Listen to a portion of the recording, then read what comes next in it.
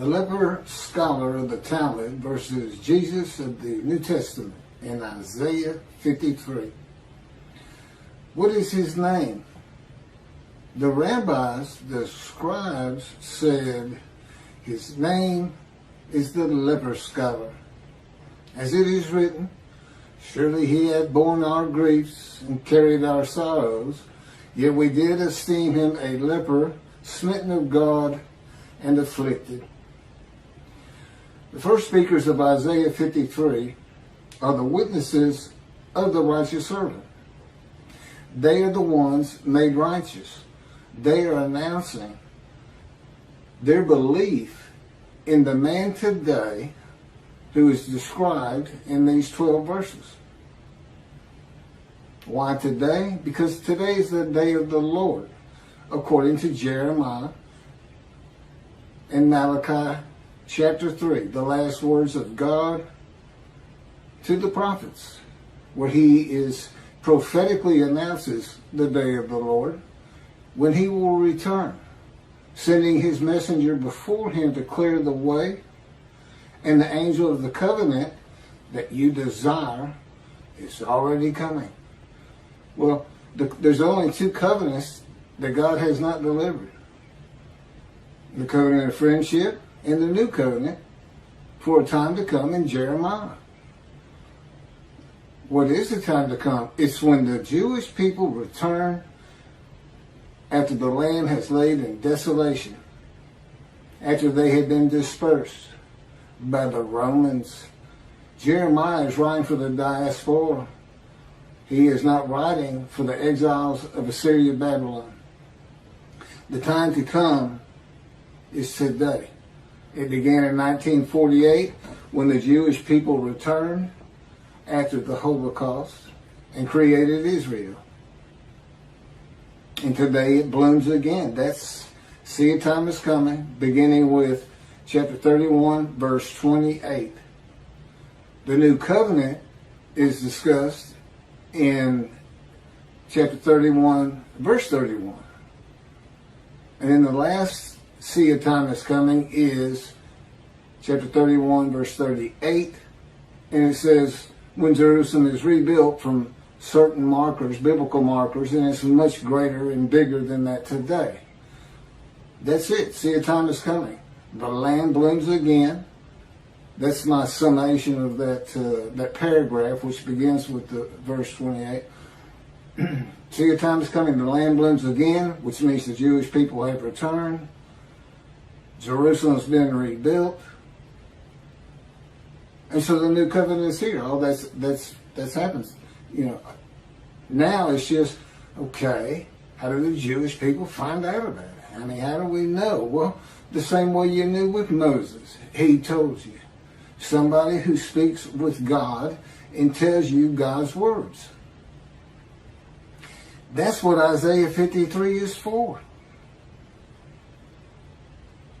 It's for God's representative of him in the day of the Lord to be identified today so he can deliver the covenant to you. The angel's going to give it to him and he's going to deliver it. And God will be waiting to return to his temple. In this day, because there is no temple, it must be rebuilt. Clearing the way for God is building the temple. Now who's to do that? Well, it's Elijah. Contrary to Ramban and all his thoughts on, we'll know who the descendant of David is because he will build the temple.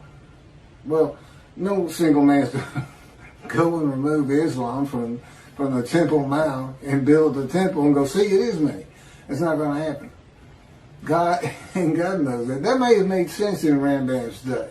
He believed the descendant of David was going to come back and restart the Davidic dynasty, as though a new line of the kings of Judah. The first line was banished, which is why in chapter 11, verse 1 and 2, the descendant of David is described as the twig growing from the shoot or a twig from the shoot growing from the stump of Jesse. The stump is what's left when the only ancestral tree we know of has been cut down. And that's the lines of the kings of Judah. So he comes from a line of David through King Solomon, who also had an eternal kingship covenant with God.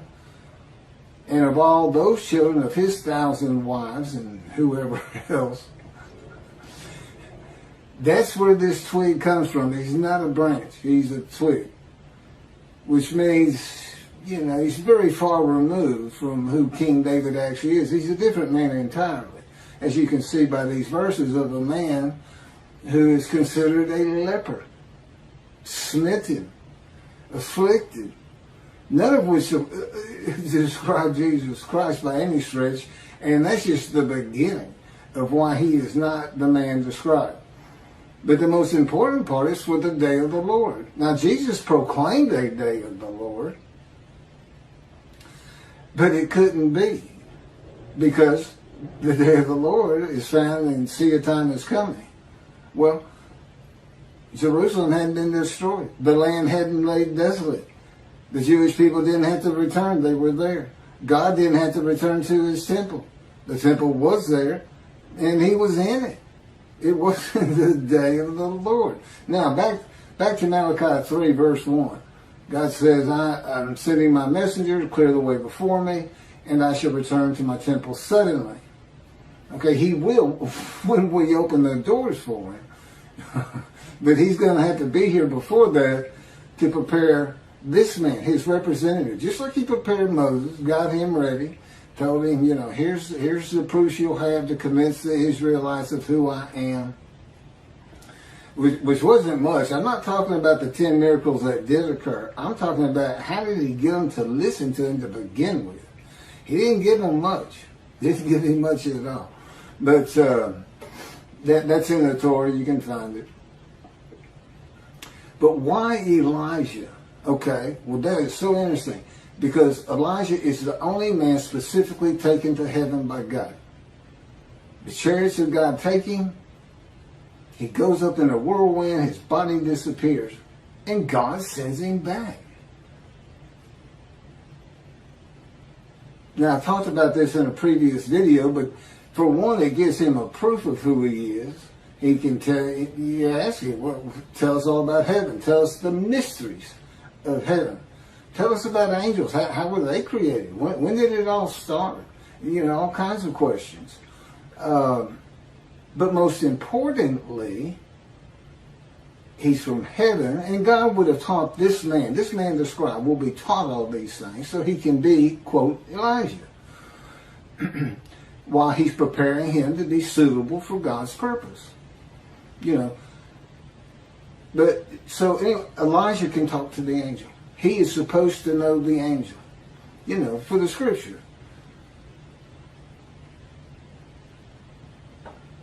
And then he delivers it. But first and foremost, he has to be identified by these verses.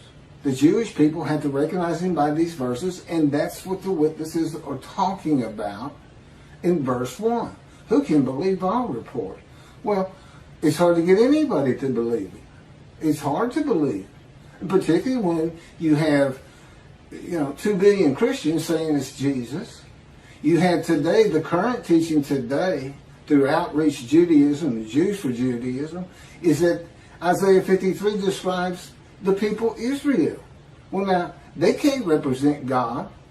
Well, who's he going to get in this day of the Lord? How's he going to do it? What are the proofs the man has? This is his only proof. And if you go and just tell somebody, this is the day of the Lord and I'm the righteous servant of God, or I'm Elijah, where's the proof? And so the Jews today who are interested in 53, they have shut their minds down. I don't believe most of them have seen the arguments that go behind this concept of Isaiah 53. I'd like to see one of them, just one I haven't been able to find them. Of course, I haven't looked that hard. To tell me how the people Israel were crushed with disease so that they would offer themselves for guilt to God, be given long life, see their children, and make the many righteous by their knowledge. It hasn't ever happened. How could it happen? Somebody try to explain that to me.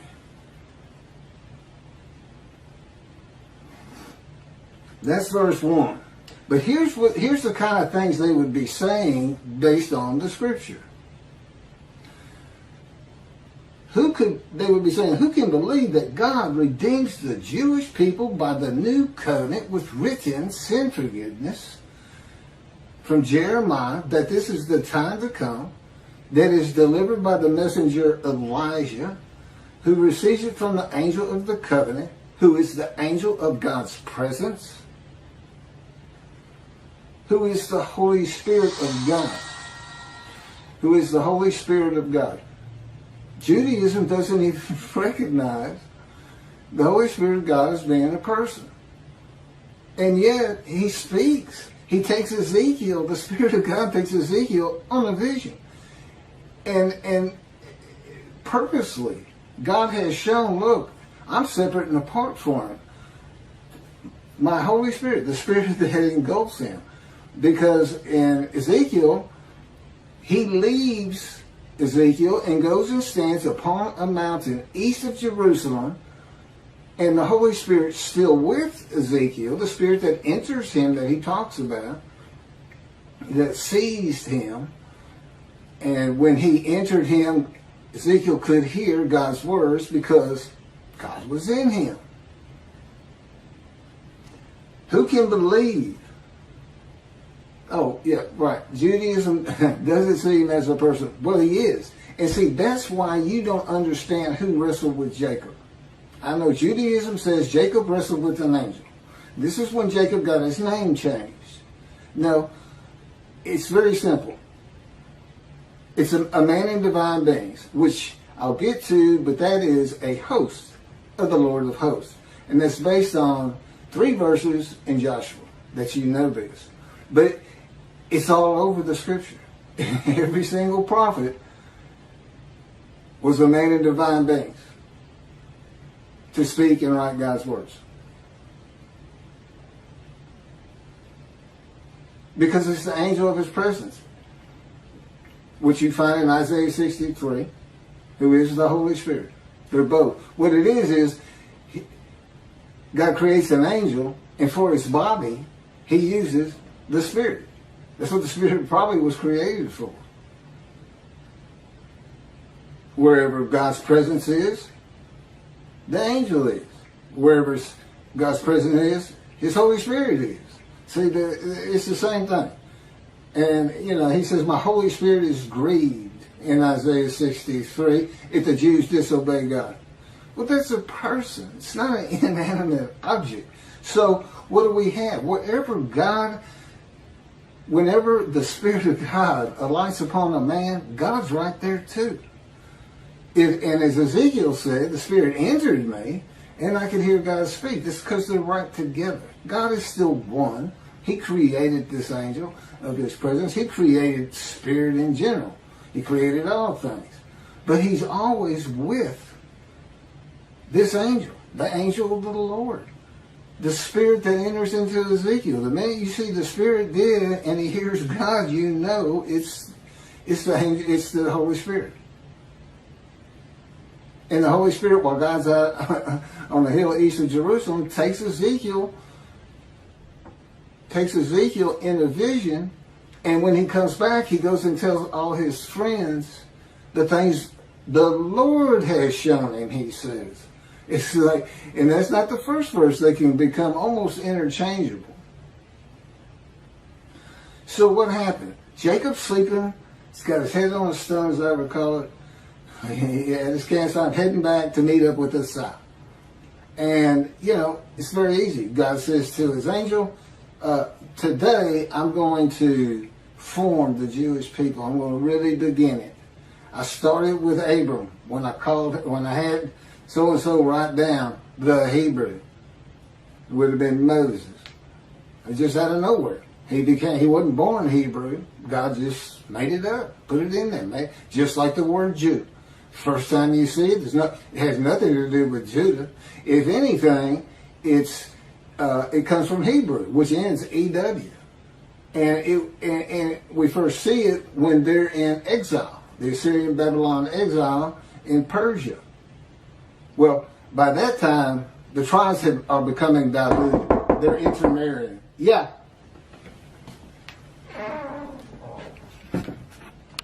Oh, great. Thanks, Dad. Yeah, you bet.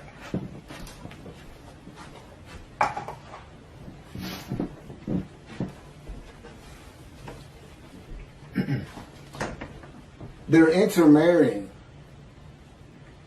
And so the pure Hebrew blood is being diluted.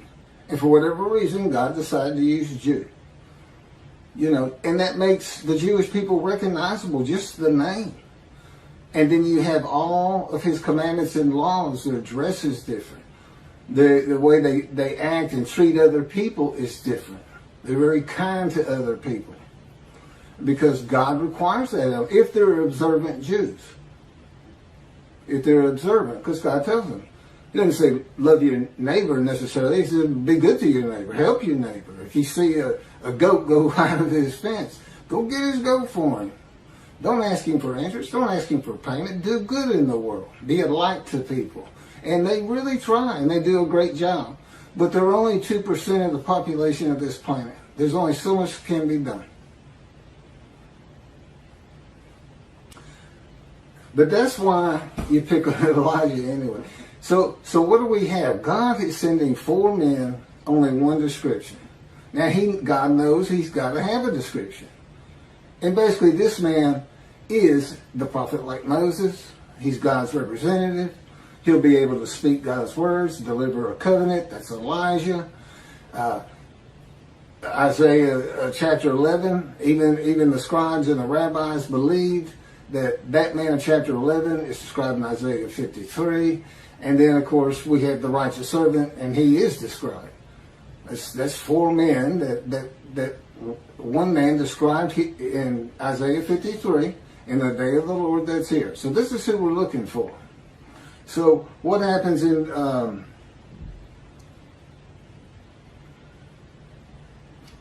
with these covenants of friendship? This is what God says he's going to do. And it goes hand in hand with clear the way for me to return to my temple. It's as though God already knows it's not going to be there. Why? He knew what Rome was going to do. He knew about the dispersal. That's why Jeremiah wrote chapter 31.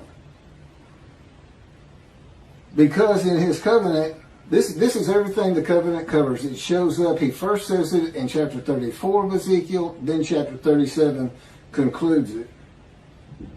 He will send down the rain in its season. The trees of the field shall yield their fruit, and the land shall yield its produce. The land shall bloom again. As though he's already been here, giving them a hand in making the land bloom again. His people. I don't know how much rain they have. I know they can do just about anything with water. There's something else with their irrigation processes. It's a beautiful country. It's a beautiful country. The Jewish people shall continue, God says, with his covenant that he makes when he gets here. David doesn't deliver, but David is here when the covenant is delivered by God, because he includes it. I'll get to it. The Jewish people shall continue secure on their own soil and never be overthrown and uprooted again. They shall no longer be a spoil for the nations. He will establish for them a planting of renown. They shall no more be carried off by famine. They shall not have to bear again the taunts of the nations. He will establish them and multiply them. He will place his sanctuary among them. His presence shall rest over them, and when his sanctuary abides among them forever, the nations, the world of the Gentiles, will know that the Lord sanctifies Israel. And of course the Jewish people. And that day is here. You say, well, what about all the Christians and everything? Well, let's see. Chapter 51 of Isaiah, before God's representative arrives. And we're to find him with these verses.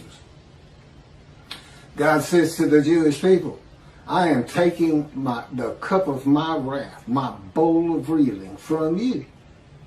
And I am passing it to those who told you to get down on the ground and walked all over you. That would be Christianity. And the world in general, too. That's why he's going to sanctify Israel before the nations. The importance of rebuilding the temple today is multiplied exponentially in Malachi 3. Because Elijah is the one to clear the way. He is also to be the messenger, and he is also to recounsel the father to the son, the sons to the father. Biblical renditions today of the translation will say family members to family members. And that's verse 23. Well, verse 22 is the amendment to the new covenant. This is why it's a new covenant. It's not because he says, I'm going to forgive your sins and that will write Torah on your heart. No, the real amendment is, and this is what makes it new. It's the first covenant. I will be your God, and you will be my people, obey my laws. Except now he says in verse 22, Malachi 3, be mindful of my teachings I gave Moses at Horeb, of my laws, commandments, and rules for all of Israel. Next thing you see, Elijah shall recounsel everybody. Well, clearly, he's bringing them back to Judaism, which means righteousness. And if he's not successful, God says, when I come, if Elijah can't get this done, which means be recognized as Elijah, then I'm coming with utter destruction to the land. Utter destruction to the land. There are approximately 7 million Israeli Jews today. Now, if that doesn't ring a bell that chimes, never forget, I don't know what will. Why on earth are the Jewish people looking for David?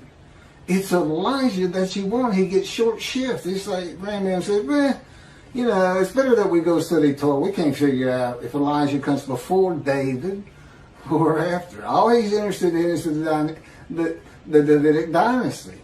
Well, God knew Israel was going to be a democratic country. He knows all things. That's why you can't just say, our sages say, and come up with this messianic era. And you can't teach this to kids today. But suddenly, nobody in the world has a flaw. Everybody is perfected. There's no sin. Women don't feel pain in childbirth, and on and on. You can find all this in my book. I've got 2 books that have not been published yet, but you can find them at keithmccarty.wordpress.com. They'll get published eventually. And everything on my videos come from those books. Read them for free today, and buy, when they get published, buy a copy for your coffee table. And be sure to send a copy to your favorite rabbi and your favorite Christian. Why do I say that? Here's something else you never hear. God, when he comes, has a reckoning with the shepherds. What's the rabbis? Religious leaders. Has a reckoning, and he dismisses them. I'd like to ask them, well, let's just say your messianic era is going to happen. What about the rabbis who were dismissed by God? You're not dismissed from your synagogues, you know that. Now you're dismissed before the eyes of God. You're no longer in right standing with him. You're as though you are a person who does not heed him, esteem his name, and revere his name. That's what you become when you're dismissed. Because he doesn't pay any attention to them now, he's not going to pay attention to you. You say, why would he do that? Because you never listen to his prophets, is what he tell you. This time you're going to. If you don't want to be dismissed, you better listen to my representative. And he did the same thing with Moses. When he was being contested and the people, they brought lanterns out and did this and that. And anyway, the bad guys went down into a great big hole. I guess hell, I don't know where they went. And Judaism, I mean, let me get back to this man, divine beings. Okay, so there's Jacob sleeping, and God tells his spirit, I'm going to change his name to Israel today. Just like one time he said to him, hey, he doesn't talk like that, I'm sure. I'm going to go down and kill the firstborn of everybody in Egypt. I'm going to get those people out of here. And he said, you know what?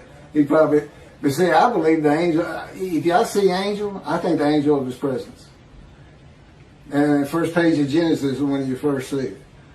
And the spirit was hovering over the waters, and God says to him, it's the only other person on the page, it's the only other person in the chapter. I hear people say he's talking to the host of angels or the heavenly realm. Well, why?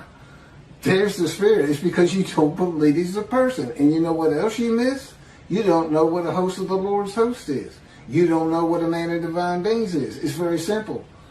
So God says, okay, let's go. Look, there's a man sleeping over here. Let's go to him. God wakes him up and says, I am the God of this land. I am the God of Abraham, Isaac, and Jacob. I have something for you to do, a task. Man says, okay, here I am. Because that's what apparently you do when God tells you to do something. You just get up and say, okay, I'm ready. What is it? He just became a man in divine beings. That's what Jacob said he wrestled with. Why didn't he say, I wrestled with an angel? He wrestled with an angel. But it's very simple. The divine beings are God and the Holy Spirit, who is a person. The word of the Lord, you know who that is? It's a messenger of God's words. Because apparently God didn't like to talk that much. The word of the Lord came to me and said, God says, and then we see it repeated. You know, so he's the angel of death. He's the word of the Lord. He's the angel of his presence. He's the Holy Spirit. Often referred to as the Spirit. He's the angel of the Lord. And this should open up your scripture reading. You know, leave the Talmud for a little while. Let Rambam have his thoughts. Look what he says. I just read to you what God says in his covenants. No taunts. You'll be saved. You know, you're not going to be dispersed again. Here's what Rambam says. Here's your Messianic era. In the Kings of his chapter 12. Of the laws concerning King Moshiach. That Moshiach will compel all of Israel to walk in the way of the Torah. Well, there's an easy task, right? Okay, let's assume I am David. Let's just say I am the son of David. How am I going to get all of Israel to follow Torah? What about the secular people? What about the atheists? What about the just good non-observant Jews? I guess that's secular, I'm not sure. He's going to perfect the entire world, motivating every nation to serve God together with the Jews. Let's go. Come join us, world.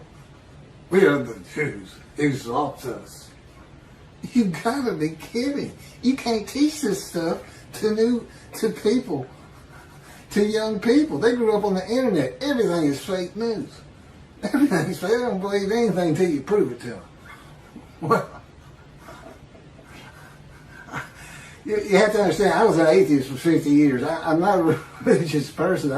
I'm a commentator. I read it. I believe in God. I didn't. But at age 50, after picking back up with Isaiah 53, verse 1.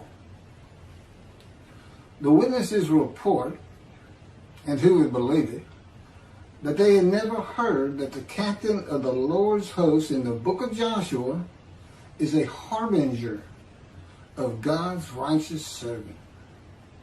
The account of a man who identified himself to Joshua as a Gentile and captain of the Lord's host is the first and only time in the scripture the scripture describes a host of the Lord's host. The captain of the Lord's host is a host. This is how Joshua chapter 5, verses 13 through 15. That's three powerful little verses. Once, when Joshua was near Jericho, he looked up and saw a man standing before him, drawn sword in hand. Joshua went up to him and asked him, "Are you one of us or of our enemy?" He replied, "No, I am captain of the Lord's host. Now I have come." Joshua threw himself face down to the ground, said to him, "What does my Lord command his servant?" The captain of the Lord's host answered Joshua, "Remove your sandals from your feet, for the place where you stand is holy." And Joshua did so. So what do we have? Joshua threw himself to the ground before a man with a drawn sword that had just told him that he was not an Israelite. And Joshua said, "What does my Lord command his servant?" The man said he was a captain, not a Lord, not the Lord. The captain answered, "Remove your sandals from your feet, for the place where you stand is holy." These are the exact same words God said to Moses, I believe at the burning bush, when he first talked to him. God is with this captain. And where God is, so is the angel of his presence, the Holy Spirit. He is a man in divine beings. And Joshua can recognize it. He just knows. Either that or God is already speaking to him. Spirit to spirit. You would call it telepathy, I suppose. But if I explained how it all works to you, and it is explained in my books, it's really spirit to spirit. The captain says, "Now I have come," but he's never mentioned in the scripture again. He's a harbinger of God's righteous servant, also a Gentile, upon whom the Spirit of God alights, making him a man in divine beings, which is a host of the Lord's host. A Gentile who arrives in the time to come of the prophecy of Jeremiah 31 in the day of the Lord. God wrote a harbinger in the book of Joshua, and he didn't put it in the Torah. He didn't want anybody to know but me, so that I could offer it to the people, particularly the Jewish people, as a further proof of who I am. Although there's nothing stronger than the books. I couldn't have written them any more than Moses wrote the Torah. It's just not possible. It's not even remote. I couldn't even write. I'm just not a writer. I was a lawyer, but I was a book lawyer. Land titles, oil, gas, and mineral law. I researched old records and prepared genealogical ancestral trees and tracked mineral owners for oil companies. And I loved it. I loved it. Loved being a lawyer. I loved law school. And one of the first things, in the first 2 weeks, God told me, you're not going to practice law anymore. As a matter of fact, I'm going to have you terminate your licenses in here in Texas, where you're board certified specialist, but also in Hawaii, which I had gotten kind of a fallback in retirement, and that's when I found out I had colon cancer. That's when I got sick. I didn't know what it was for about 3 more months. But anyway, another example, Elijah the Tishbite, an inhabitant of Ramoth Gilead. Every time you see the name Elijah, there may be a few exceptions, he's the Tishbite. An inhabitant of Ramoth Gilead. Gilead is like a dome. It's east of the River Jordan. It's a Syrian Arab territory, and Ramoth is a town within it. He's an inhabitant. The Israelites didn't go and live amongst the Arabs, and the Arabs didn't come and live amongst the Israelites. He's just too dangerous. He's a Gentile. And God is telling you over and over and over again. Every time he says Tishbite, I ran Chronicles, everything in the Kings, all the genealogical information I could find on the tribes. And you can't find everything. But there's no Tishbite. There's no reason to be calling him a Tishbite. That's a clan of a tribe. You're just calling Elijah of Judah, Elijah of Benjamin. You know, Benjamin, his land is where Jerusalem is. That's what's so important about Benjamin. Judah, Manasseh, and Ephraim were the largest landholders. And, of course, the Levites are important. I mentioned this because I left out Benjamin in a prior video. And Benjamin is listed as some of the 13 tribes that returned. And that would be one. You list the large lot owners and the priestly tribe, and of course Benjamin, because that's where Jerusalem is. Elijah and Elisha were also hosts of the Lord's hosts. This is from Kings chapter 2, verse 6.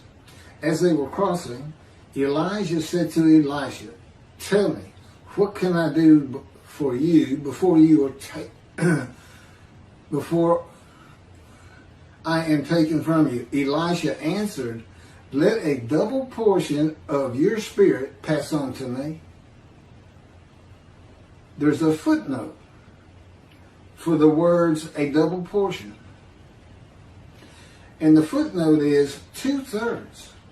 And it references Zechariah 13:8 that says, "Throughout the land, declares the Lord, 2/3 shall perish, shall die, and 1/3 of it shall survive."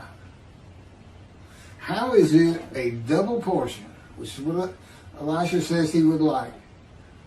2/3 of the Spirit. Where the person of the Spirit is, so is the person of his presence of the Holy God. The angel of his presence and God are always together. That would be 2 persons of spirit with the spirit of Elijah, or 3 persons within one man. But all 3 are separate and distinct, never forming a one. Elijah is taken to heaven, and his spirit with him, his body disappears, his spirit goes to heaven. A double person, that's God and his spirit, then alight upon Elisha. There's the double. You had a triple, and now it's a double. That's what's left to go into Elisha, and then he starts performing the same miracles as Elijah had been performing. And of course, miracles are always in, and only in, the power of God. God's with him. God's there, Spirit's there. So he's a host. And anybody who says, any prophet who says, the Lord says, God says, the word of the Lord came to me and God said, then he's telling them what's right. I mean, he's saying those words. They're not just scribbling as fast as they can. I mean, he's sitting with them. He's talking to them within their minds. The Spirit enters into them, and everybody's in here. He can project himself. I mean, he's within a man and he's without. I mean, his presence is apparently very large, and so is the Spirit. But it's like 2 clouds. You have God, his presence, which is his mind. It's where he feels he is, just like we do. Where we go, our mind goes, and that's where we're at. And that's what goes into the temple along with his, here's another cloud, along with his Spirit, which together make the Shekinah. And it's as though these 2 clouds have just drifted together. If you look in the sky, 2 clouds come together, and they look like one cloud, but you knew they were separate. So they descend upon this man, And let's say there's other people in the room. Everybody else into the room except, let's say, David. That's what God calls Moshiach. That presence of God and the presence of the Spirit which surrounds your bodies, completely surround them. But not so with Moshiach. With Moshiach, they would flow through him. His little spirit of his body is now a small cloud that's in with the two big clouds. That's just the easiest way to think about it. Ezekiel was a host of the Lord's hosts, a man in divine beings. Ezekiel says, and he said to me, O mortal, stand up on your feet that I may speak to you. As he spoke to me, a spirit entered into me and set me upon my feet. And I heard what was being spoken to me. There it is. I mean, that's how it got. That's a man in divine beings. What happens with Moshiach? The Spirit of God alights upon him. God is in that Spirit. That's just who Moshiach is. And Moshiach is described in Isaiah 53. For the day of the Lord, God needs a representative. There's nothing he can't do with God power and the power behind him. His literal thoughts, just like Ezekiel, his power surrounds Moshiach.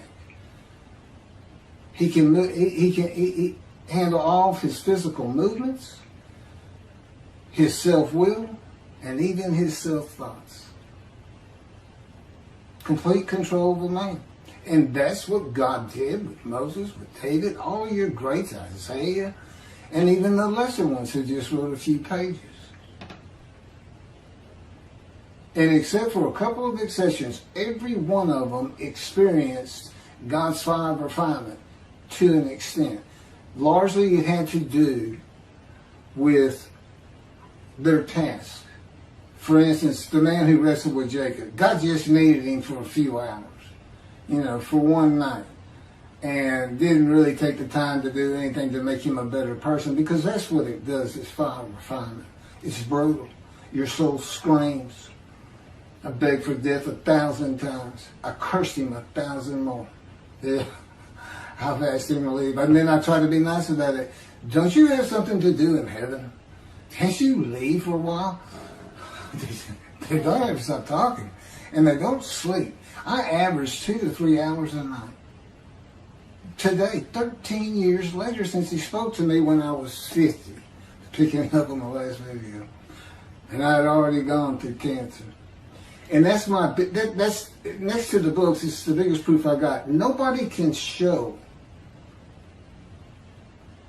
that they are the righteous servant because of verse 10, unless you're that man.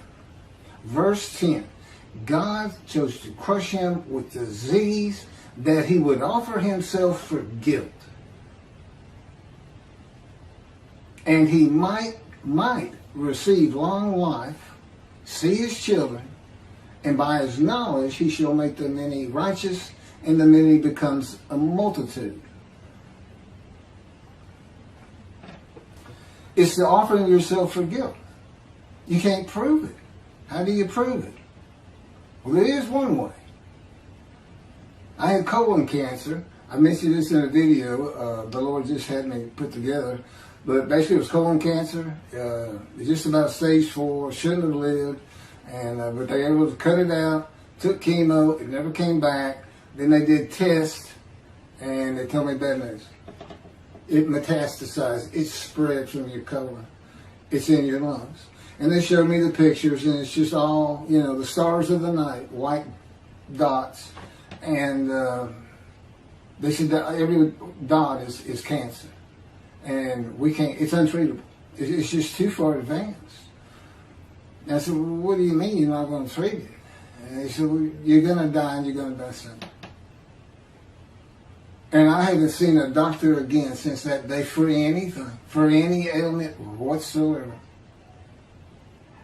And that was when the planes hit New York 20 years ago.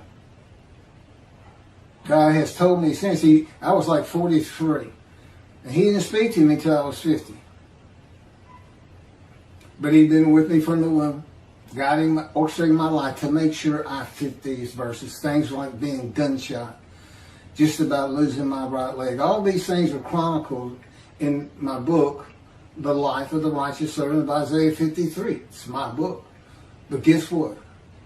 Just like the other book, Isaiah 53 and the Day of the Lord, I didn't write it. I typed it. He dictated it to me. Now, he spent 5 years teaching me everything, and I kept learning as we had blog writings for another 5 years. And then we took some 117 blog writings and turned it into about 50 chapters for Isaiah 53 and the Day of the Lord. And then in about a week's time, about a month ago, he knocked out my autobiography, which is well over 100 pages, almost 180 pages long. And of course, I was already familiar with the subject matter, so he didn't really have to teach me much. But they're written by him. I mean, it's scripture. It's put together in divinity. I don't know how you really say that. It's not, obviously, it's not canonized into a Bible or anything, but they're his words, you know. So when you hear me talking about things like the Holy Spirit's a person, or this is what host of the Lord's host is, or just, you know, here's a way of thinking about God, a cloud and his spirit, and Moshiach and what will happen, because that's me. They flow through me.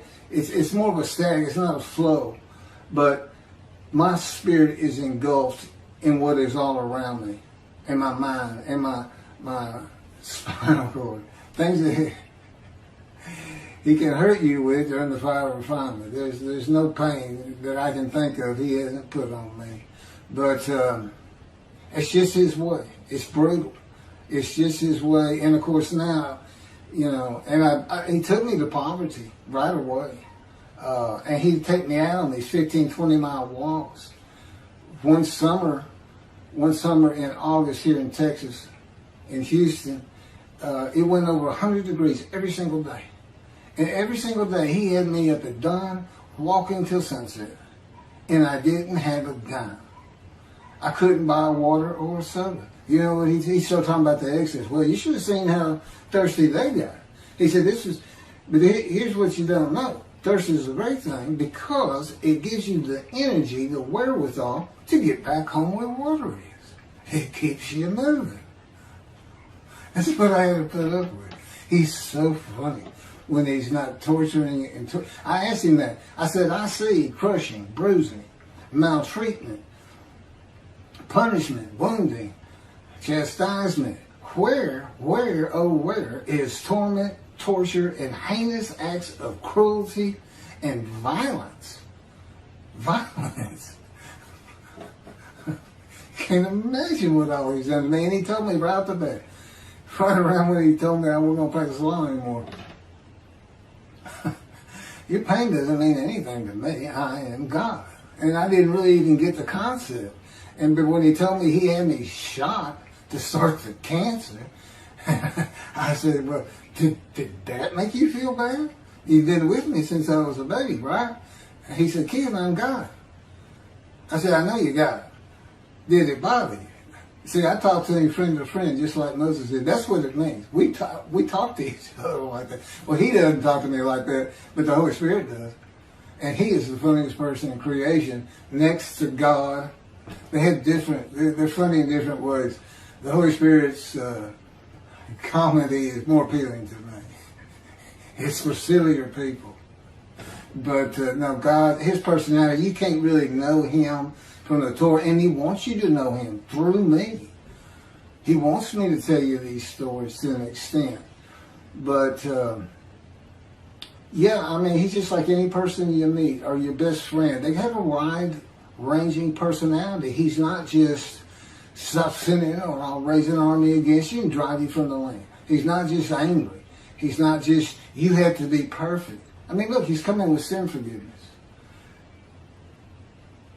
And he said, yeah, okay, so y'all been sinning again. He says, you think I didn't know people were going to sin? You think I didn't know when I had Moses make the first covenant with you that they weren't going to break camp Well, that is right. Israelites all over the place sinning. There's probably some of them sitting back there looking and seeing somebody's wife or looking around, seeing somebody's wallet sticking out of their pocket, and not even listening. This is a wild people. I say savage because they would eat their food uncooked. And, if you watch the Christmas shows here in America and you see the times of Jesus and how the people were, you're not getting a true picture. God says, I promise you. And he says, you wouldn't want to meet Moses, Elijah, David. You wouldn't want to meet any of them. They'd scare you to death. And you wouldn't be able to reason with them. They had one-track minds. Anyway, let me pick back up. So that's Lord's a host. But I have another one. This is the last one. It has Abraham in it. And this comes from, I didn't write down the chapter and verse. A host is symbolized in the story where God appeared and spoke to Abraham by the terebinths of Mamre as three men standing near him. There's a footnote to that page on the Hebrew word. I don't speak Hebrew. And it says three men near him, and then the footnote indicates to his left, above and to his right, and then near him. Well, the Holy Spirit almost always talks to me right here to my left. I don't know what this Hebrew word is. And God, generally, if we're not talking within my mind itself, generally he's talking to me up to my right. I don't know, I'm in a 16 by 16 room, like he's in the corner of it. And this is face to face. His power envelops me. Ezekiel called it, or God called it in Ezekiel, the course of his power. To me, his power has just like been poured over me, almost like it's a suit. I'm completely enveloped in it, from my head to my toes. And, he can move me. He's heavy. His presence is heavy. I don't just hear his words. And he can move me around. He can bump me into walls. Sometimes we're out walking and an invisible hand just knocks me in the shoulder like a friend would. I'm like, hey, come on. Stop that. Stop concentrating. And here comes the Spirit. Well, you concentrating on walking? I said, no. He's a person too. When I first think of the Holy Spirit, I'm thinking, it must be just some bright, light, white power, this entity that and all you do is feel love and peace in his presence and you want to fall down. That's not him. That's not him. He's got a caricature of himself. He has no form just like God. If there was going to be a son of God, this is who it is.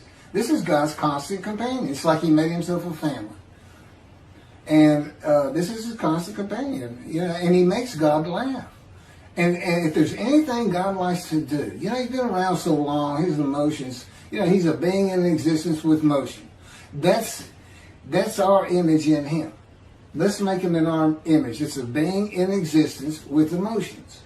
Okay, and that includes him, but he's God. I mean, you can't really get him too excited about anything. So he makes things up, like Christians. Somebody will make him mad, picking on his chosen. So, there's just so much. I mean, I've lived with him for 13 years, day and night. And like I said, I rarely get to have a good night's sleep. It never ends. I've gone from knowing so little and being so furious, just like Ezekiel and I would suggest Moses.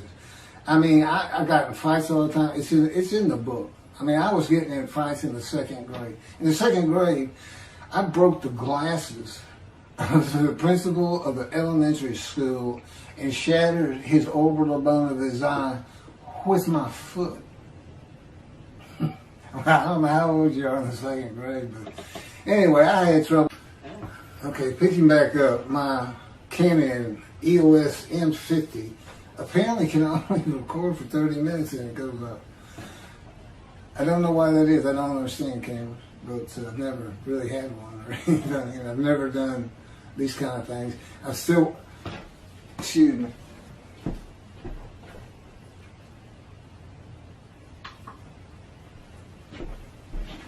waiting, waiting on lights.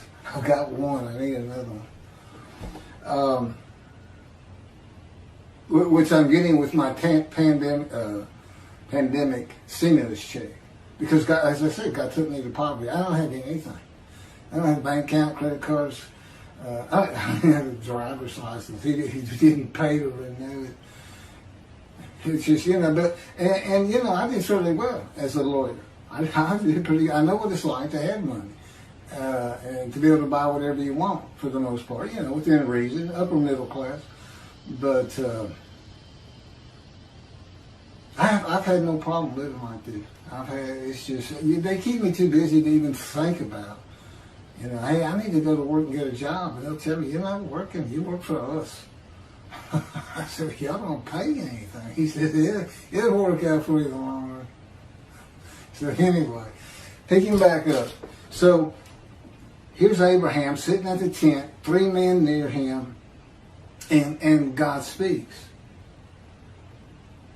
These 3 men they symbolize a man with divine beings. It's 3 persons, the Lord and the angel of his presence with a man. 2 of the men are described as angels in the next chapter of Genesis. Okay, they're only called men in this chapter for the purpose of symbolizing a host. It says these 3 men are God. Well, no, they're not. It's just 3 men. They symbolize that God has actually probably come up to Abraham with a man in divine beings, like the man that he used to wrestle with Jacob. Just got somebody. You do whatever he says. I mean, he can control your mind, and he can control your body, and he can make anything on you hurt badly. Like needles. Anyway, it's in the books. If you want to find out a little bit more, it's in the books. My book, The Chronicle of My Life.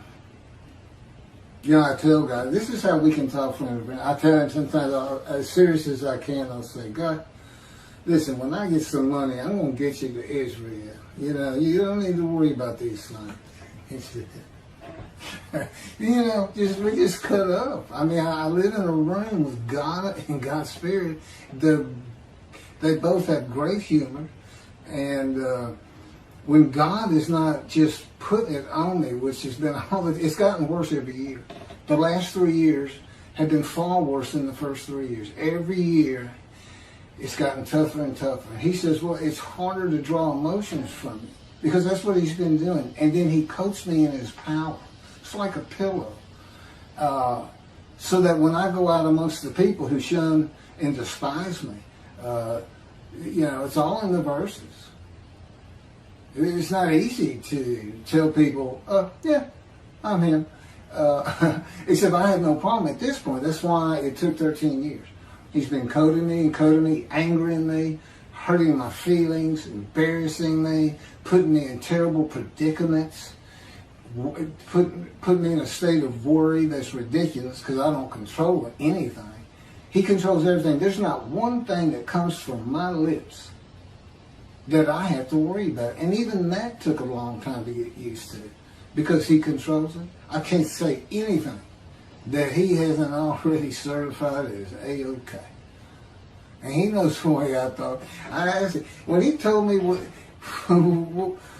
night, he's telling me, and by the way, he used to take me on visions all the time, and they're always sending pictures to my mind. And that's in the book. I'm not going to go into it, but this is an example of embarrassment. He just shut me down. I don't even know what I just told you. So I'm going to carry on. Upon whom has the arm of the Lord been revealed, which is his redemption, victory, and vindication from a sinful man whose life has been lowly. And this is based on the verses, although it tracks mine very well if you read the book. You don't plug it on, right? Full of grievous events and serious injuries, a man of pain and suffering, familiar with disease, that the Spirit of God alights upon, to the crown of God's righteous servant who rises to great heights. Oh, And I told him, you're going to take a Gentile from Texas, and you're going to raise me to great heights with the Jewish people in Israel as somebody called Moshiach. This is before I knew we were going to include Elijah, a prophet like Moses. I didn't know who Moshiach was, descendant of David, and a righteous servant. I had never heard of Isaiah 53. I hadn't read the Bible. And so when we finally get one night, he just says, read Isaiah 53. I said, okay. You know, because supposedly I offer myself for guilt, not for what the scripture says, and he gives me long life. Well, I didn't even know what any of those terms meant. So he says, read Isaiah 53. Get your Tanakh. He's always telling me what to do. Go get your Tanakh. Read 53. Now, who do you think that is? I said, I had no idea. I don't know what it's saying. I said, I think these verses ought to be up here. I said, somebody fooled with this? He said, no, nobody fooled with it. So, anyway, he said, that is you. I said, huh, okay. I said, it's sure going to be hard to make people understand that. He said, no, you'll be surprised. Wait till we get through with it over a couple of years. So, I mean, it's taking some real learning on my part to see all these things. And I hadn't even gotten to the test of devotion, like Abraham and the binding of Isaac. That's what the offering for guilt ends up being, because it's the guilt and emotion. It's the guilt, the sickness of the Jewish people that they talk about in verses 1 through 6 is not being righteous. And they feel guilty. It's an emotion. It makes you sick to your stomach. You know, I'm really not doing right by God and my family and everybody, because I'm just not following his commandments like I should as an observant Jew. This is the woes of an observant Jew. So I'm offering myself for that guilt. But he doesn't put guilt on top. You can't put the guilt of the Jewish people on a man. He'd blow up. It's too much. And, you know, a human being can only feel so much guilt.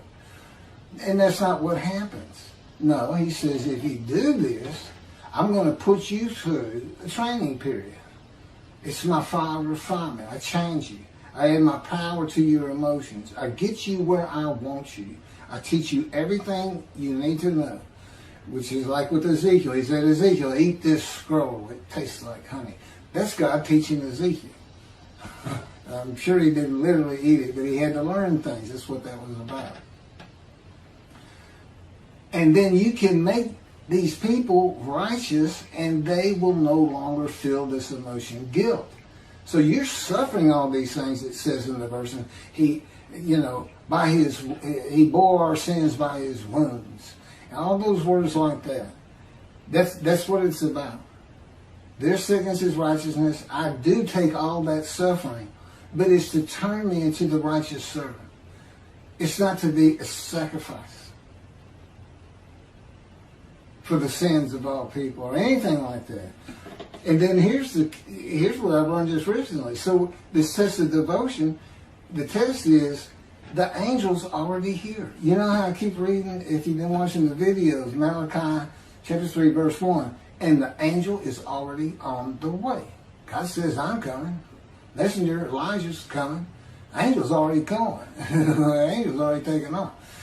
And I never understood that. I'd read it. He wouldn't tell me what it meant until I was typing it up one day. It was with the book. It wasn't even a blog. When he told me to offer myself for guilt, and it says you might have long life, mind you, I'm still thinking about the cancer that crushed my life. And seeing my children, I'd have said yes to just about anything, even though it was might. And that's the test of devotion. Will I offer myself to go through this thing, not even sure of what I'm getting out of it, not even understanding what's going on, much less how much pain and suffering he's talking about. But the angel's here, and what does the angel have? The new covenant, sin forgiveness, an amendment be mindful of the laws I gave Moses. You know, it's the same covenant. I keep saying that. I'll be your God, you will be my people, follow the laws of Moses. I gave Moses. It's not. It's only new in the sense that he tempered it. He said, "Okay, be mindful," and that's up for debate by the Jewish religious movements, the Orthodox, the ultra-Orthodox, the conservative. But that's just like the Torah. They ought to love it. What does God mean by mindful? What did he mean by Shabbat? How did we celebrate it? What are we supposed to do? Well, it came down through an oral tradition. Well, start your own oral tradition on mindful. I'm sure that's going to be to do between, for instance, ultra-Orthodox and conservative or reform. But anyway, he kept me away from the Torah and the Talmud. I use the Talmud just to know what it is. And he takes me there. Go to your computer. Go look at this. Go look at that. And, sometimes he sends me down rabbit trails. I'll try to research something for days. And then say, you know what, I don't even want to use that. Anything to draw emotion from me. And I tell you what, and you're reading the book, I never smile. I never laugh. And going through this process, you would think that would continue. It's been the exact opposite. I laugh and smile every day, not all day long. And we watch movies all the time. It keeps me busy, and they make all kinds of comments. Sometimes they just flat out drive me crazy with it. And then anyway, on we go.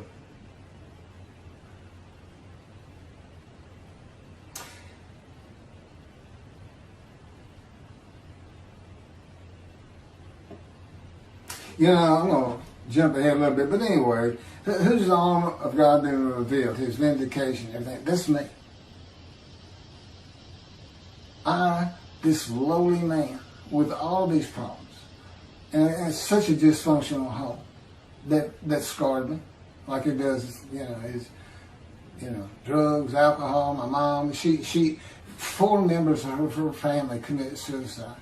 Her mother committed suicide with arsenic in the town square of Crockett, Texas, in the middle of the day. Back in that time, she was marked as that kid whose mother committed suicide in front for all to see. So she's living with her father. He takes a pistol and blows his head and puts a bullet in his head. So that's both sides of the family are committing suicide now. She is adopted by her father's brother, her and her sister. One day, and she's older, she's getting close to her teens.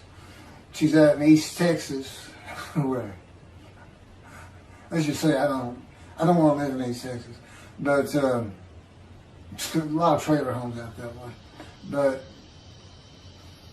he blew his head off with a shotgun in front of her, and I'm sure there was a lot of booze involved. So anyway, she's had psychiatric problems, but I'm still taking care of her. I don't have any money, but I take care of my parents, and I get to live in their condominium. And they buy the food with their Social Security. Basically, we've been living on their Social Security, but mine kicked in when I turned 63. I filed early, so I finally can buy a soda at the store. Which used to not be a big deal, but now it's like, whew, this is the best soda ever, right? Those guys say, it's good for you. And you get to be with your parents their whole lives, 92 and 85, and I'm not going to have them forever. But here's Jesus. Jesus spoke a prophecy on more than one occasion.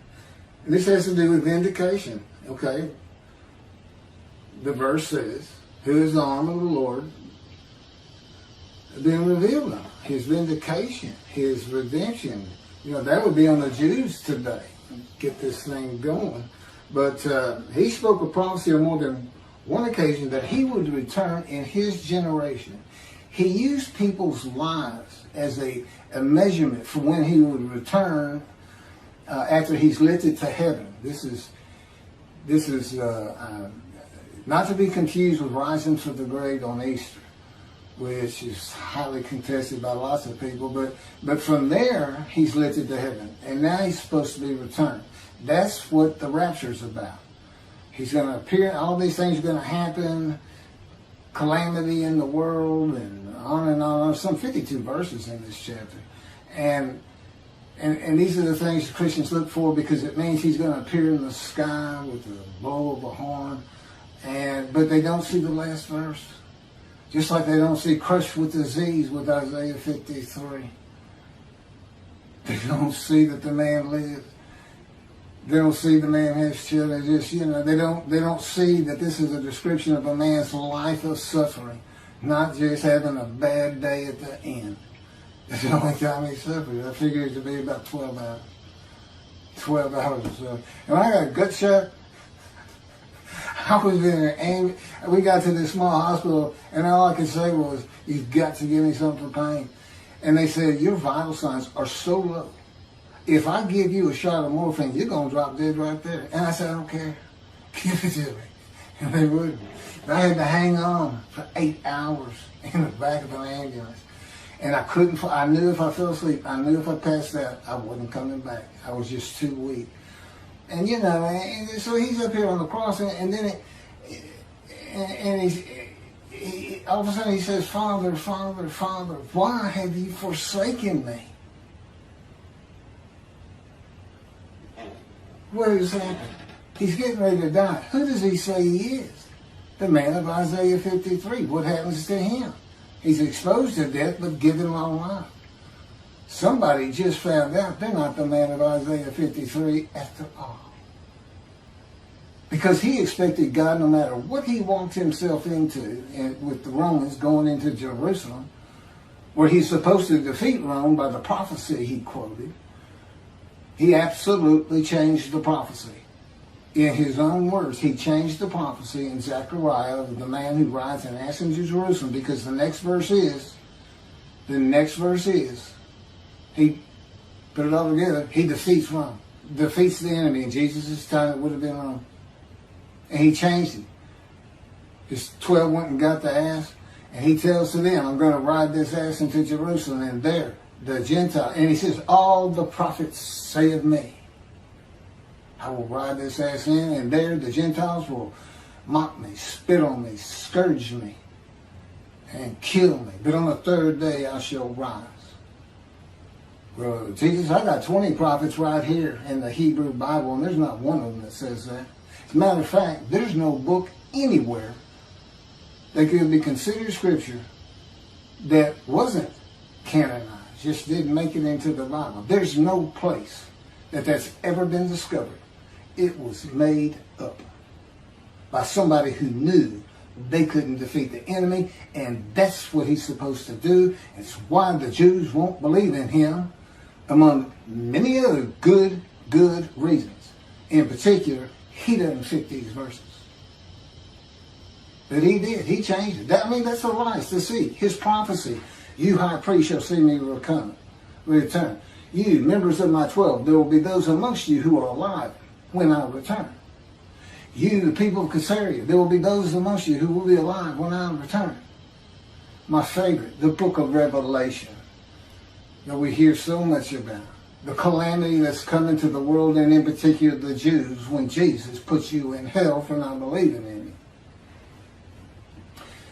First chapter, Revelation, 7th verse, speaking to an angel, which is like being a host. God can speak through people and angels. He can speak through me. He can just flat take over, which is a very peculiar, spooky feeling. But he says, "Those who pierce me with the spear shall see me return." That would have been on the cross when they wanted to make sure he was dead and stabbed him in the heart with the spear. Well, they're all dead.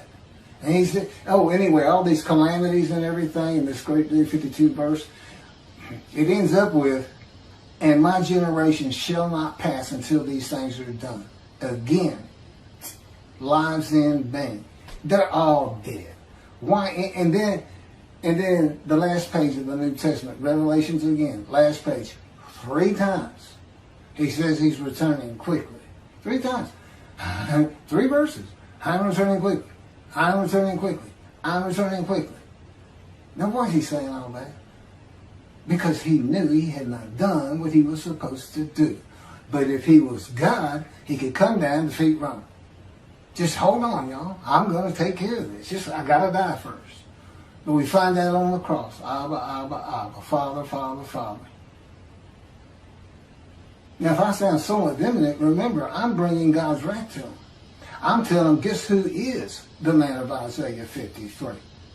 So see, I'm representing God and his wrath, but I had to go through cancer because of their ridiculous beliefs. That's why it's in there. God could have just seized me like he seized Ezekiel. I didn't have, but I had to be blemished. He touched my arm in the womb, he tells me. And I don't have a right breast, my shoulder's shorter, and I got a withered right arm. It works fine. It's just not strong. You know, I prefer not to have it. Doesn't look good. But just for this 53, that you can't imagine what I've gone through. But it's in a book. And even then, I don't know if you can truly get it. But that finishes up verse 1. And I could do verse 2, but actually, I hope the light's getting good. The lighting, I got one light in today. I need to get the other one to be a YouTuber. He's really funny. Yeah, if it wasn't for God, I wouldn't even know how to use the computer. And he put my Facebook together. He put Twitter together. He showed me how to be a word processor. And I was a lawyer. We had secretaries. I never had anything to do with it. I would dictate title opinions, big books of title history for oil companies. And I practiced there's nothing I didn't do. I tried cases, criminal and civil, arbitrations. Just patent law, I think, is the only thing I didn't dabble in at some time or another. Had my own practice for a good while. But anyway, I'll pick up with verse 2, which I've talked about before, but I've got some interesting things to add to it. Thank you. The Leper Scholar versus Jesus, chapter 53, verse 2. For he has grown by his favor like a tree crown, like a tree trunk out of arid ground. He had no form or beauty that we should look at him, no charm that we should find him pleasing. This is another reference to the righteous servant initially being repulsive to the Jewish people, though finally accepted by many, and then a multitude of them, those that are made righteous. Those who are his witnesses, who can believe our report, who can believe what we have heard.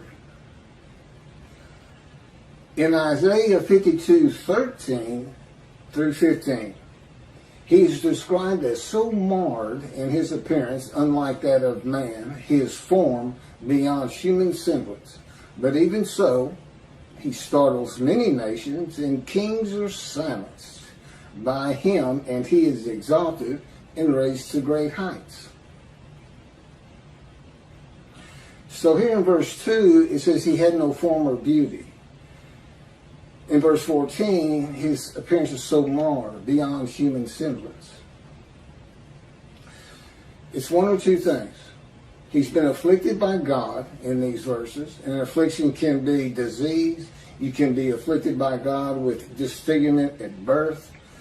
King David would have nothing to do with the blind, the lame, the crippled, unlike Jesus.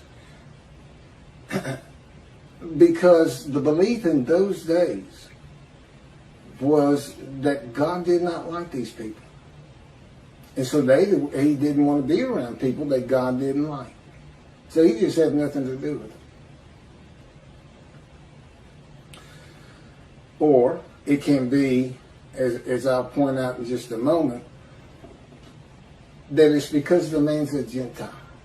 And the last thing in the world the Jewish people are expecting from their Moshiach of chapter 11, who's described in chapter 53, according to the sages in the Talmud, although Rashi, many years after the Talmud was completed, decided that he had a different idea.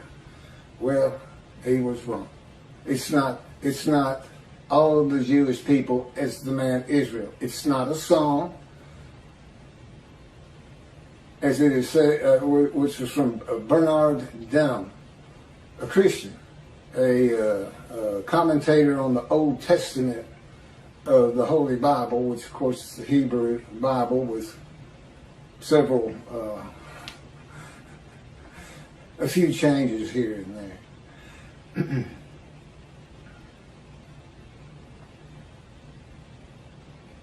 And that alone, that makes, you know, they don't, it's an extreme, more beyond human appearance, and this is unlike that of man. He just doesn't look like other people to the Jewish person. They like to look upon their own. They have a Jewish state.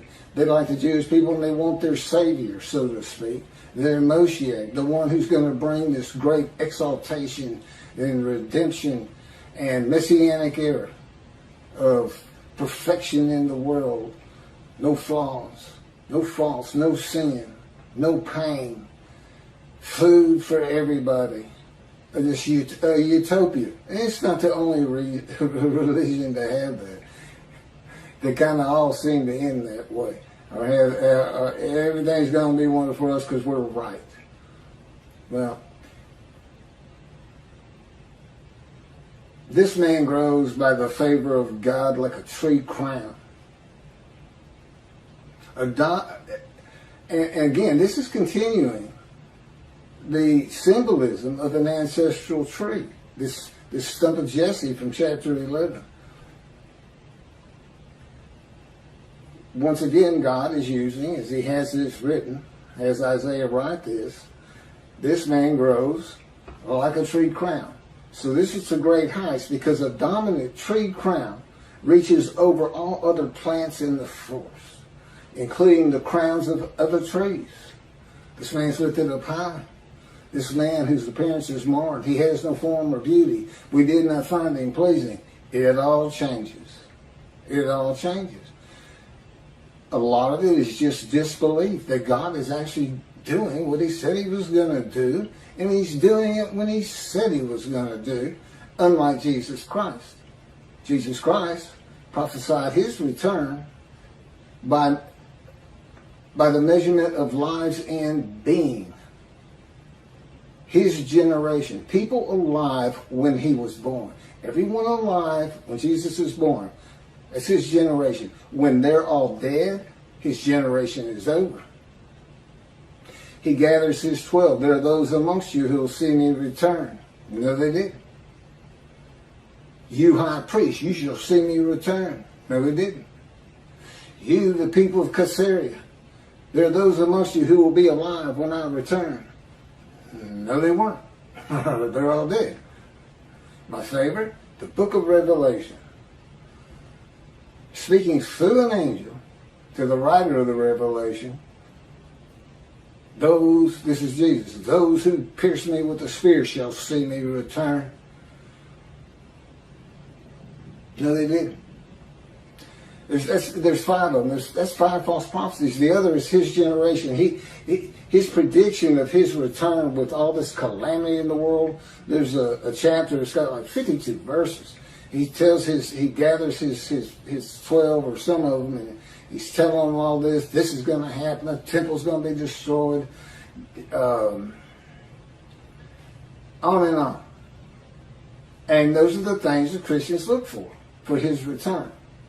Which, as I said, he used lies in being, and he uses it in that chapter. The last verse says, my generation shall not pass until all these things occur.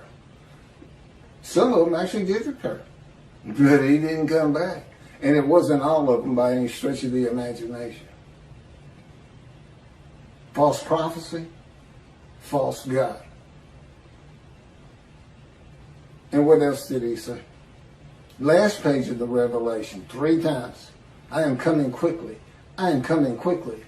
I am coming quickly. 3 different verses. That's what he's saying. Why? Because he knew he hadn't done what the Moshiach's supposed to do, which is defeat Rome. I believe he felt he had to die, become God, come back, and then he could defeat Rome. Because on the cross, he found out he was wrong about everything. This man of Isaiah 53, as he proclaimed, and as all Christianity believes today. The belief that Isaiah 53 says a man is crucified and by his blood we are saved and sinless and go to heaven. Which isn't in Isaiah 53. The man's given long life, he makes the many righteous by his knowledge. If the arid ground is in a Christian country and his form was a Gentile under the Jewish law, the halakha, would he be attractive and pleasing to the Jewish people? Not at all. But if he comes from a Christian country with God to Israel and converts Orthodox Judaism and becomes an Israeli citizen, the many who become a multitude made righteous will most likely look favorably upon him. And I think they will.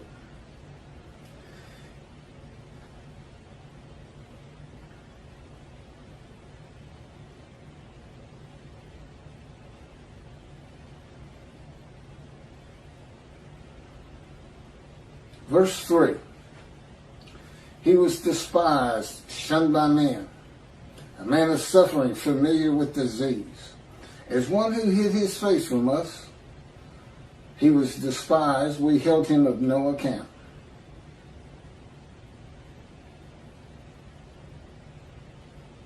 He will be despised and shunned, and held in no account simply for declaring that he is the Lord's righteous servant, described in Isaiah 53, particularly being a Gentile and from an arid land.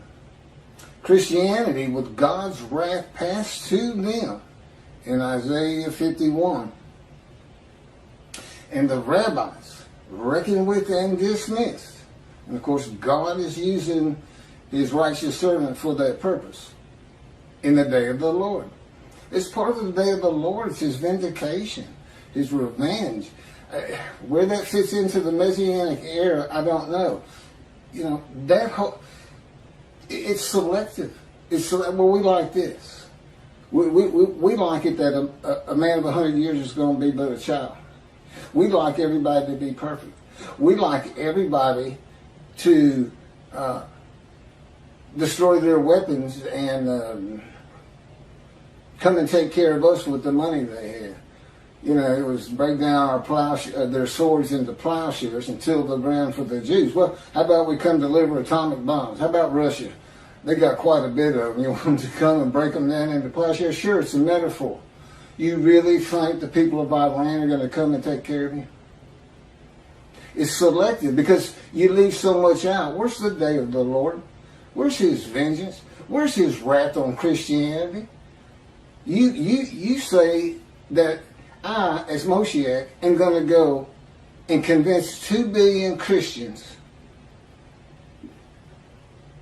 that the Jews have been right all along and that there is no Jesus and never was. And no one died for their sins. They're going to be responsible for their sins. Now, that isn't what you think, is it? You think God's going to come down and change the minds of every human being on this planet. For you, because you suffered. Well, he's making a heaven just for you. And if anybody wants to be a part of that heaven, including the Christians, Islamists, Buddhists, anyone and everyone with a different false god, they're going to have to convert to Judaism and become a Jew. And that includes your Noahites, or Ides, Noahites. You know, they want to, and your Messianic Judaism folk. You know, if you want to practice Judaism, be a Jew. It's that simple. Because God is building a heaven where the name Israel endures. He flat out says it's just for them. That's your reward. You're not getting a Messianic era. Those are verses just for the people of antiquity, an illiterate, ignorant society that love, like children who love to be told stories. The bigger the story, the better. And the story of Jesus, I'm quite sure, was one of the most popular stories. A story that started 100 years before his birth, if you look at where the symbolism comes from. The Essenes, the writers of the Dead Sea Scrolls. Their founder, his very name is the teacher of righteousness, just as Jesus is thought of the man of Isaiah 53. They had their own gate at Jerusalem. And they had it all the way to the destruction of the Second Temple in year 70 Common Era. You think they didn't hear this story about Jesus? Nobody ever wrote a single word about him until 40 years after his death. The Gospel of Mark, 40 years after. And what was happening then. And so that story had been going on for 170 years. It's a great story. It's got all kinds of miracles and walking on water and raising dead. Things that people of that time, they just like believed in those kind of things. Resurrection of the dead. We all love zombie movies. You can just turn on the TV and get one, so we must love them. I've watched many of them. But I don't believe you can raise dust, if there's anything dust left, of the Israelites who were slaves in Egypt. And yet, that's what Rambam says is going to happen. Every single Jew who has ever lived will rise up. What about the evil bad ones? Do they get risen up? I never saw an exception to it. What about the rabbis dismissed? Are you part of the Messianic era? Do you become flawless? Do you become without sin? Do you do that without God? Selective. Ignore what you don't like. God's coming with utter destruction. Don't talk about it. Don't talk about it. A day of the Lord, who cares? It's our day. We have suffered. And heaven's not, in eternal life, not enough for us. We want more. We want it on earth first. Then we want it in heaven. Oh, that's right. After the Messianic era comes the world to come, and now you have described heaven on earth. What happened to Ezekiel, chapters 1 and 10? Sure, he's got chapter 37 where God takes him to the field of bones and tells Ezekiel, command the bones to rise. Rise, old bones, rise. And out of nowhere, flesh and muscle and internal organs start flying to these bones, and they become the resurrected human being. And their souls are in the realm of souls, who notice that their new body has appeared, and they go and reconnect with it. Is that the same old soul you used to have? Or did God purify it in the realm of what? I hadn't read any of this in the scripture. This is what Judaism teaches. And God is livid about it. Livid. Because we are in the age of reason, enlightenment, knowledge, science, medicine. We're supposed to know what these poor people who had to live in that time didn't know. Some things just can't happen. That's why the rabbis, reckon with and dismiss, shall see what has not been told them, shall behold what they never have heard. You just heard it. Who am I? Rabbis, because you're going to have to recognize me. You're going to have to recognize these teachings. You're going to have to recognize the 2 books that God had me type. You're going to have to recognize it and take it to your flock. You're going to have to straighten out your errors in interpretation and teaching to get back in right standing with Him. And He can use you. He can use all your followers. He can use the new teaching being more relevant to the real world for the young people to come back to Judaism. Part of Elijah's job. Part of the job of the righteous servant of God. He does want you. But this is God we're talking about. He's not going to make it easy on you. He never leaves the Jews. He never has. Even though He says, even your spokesperson broke my covenant. That would be Moses. He says, you all broke it. But I married you anyway. The Christians say in that very verse right there, there's another in the book of Hebrews, another deceitful act on the part of the Christians. The writer of that book says, right there, he's talking about the new covenant. And he espoused them, he says, and he abandoned them. They just change it. With the deceits of Jesus on the prophecy and what the prophet said about him entering Jerusalem for what they call the Last Supper, where he's supposed to not only defeat Rome, but be anointed king from sea to sea and from ocean to land's end. I think they're describing the entirety of the world with that. That's what's supposed to happen. That's what the scripture says. It's got nothing to do with being crucified. Nothing. All the prophets say of me, and yet not one did. And then you got this kind of deceit. God left you. Paul did the same thing. God left you because you sinned. He came to us, but he's forgiven our sins. So we can keep sinning. Do you know, God took me when he's teaching me the New Testament to one of the mega churches here with Joel Osteen. It's a great place to go in a hot summer, I'll tell you that. They got great air conditioning. But this guy, this leader of the church came up to me and said, if you accept Jesus Christ as your Lord and Savior, you are forgiven of every sin you have ever committed. And here's what you don't know. You're forgiven of every sin you're still going to do. Because Jesus knows you're going to do it. Well, thanks for the carte blanche. Go do whatever you want. So I don't have to quit sinning at all. Because I'm a sinner and,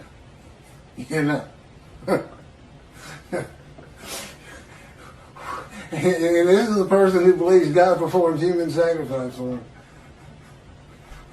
Okay. Remember, I was an atheist for 50 years. I hear things like this and I just, what is going on in the world? I'm a lawyer. I've seen all kinds of people. I've represented all kinds of people. But until I really got amongst the religious Christians, and God made me, he made me watch every Christian channel there is till I knew everybody. I'm like, can I watch a thriller or a mystery or something? So anyway, I'm going to carry on.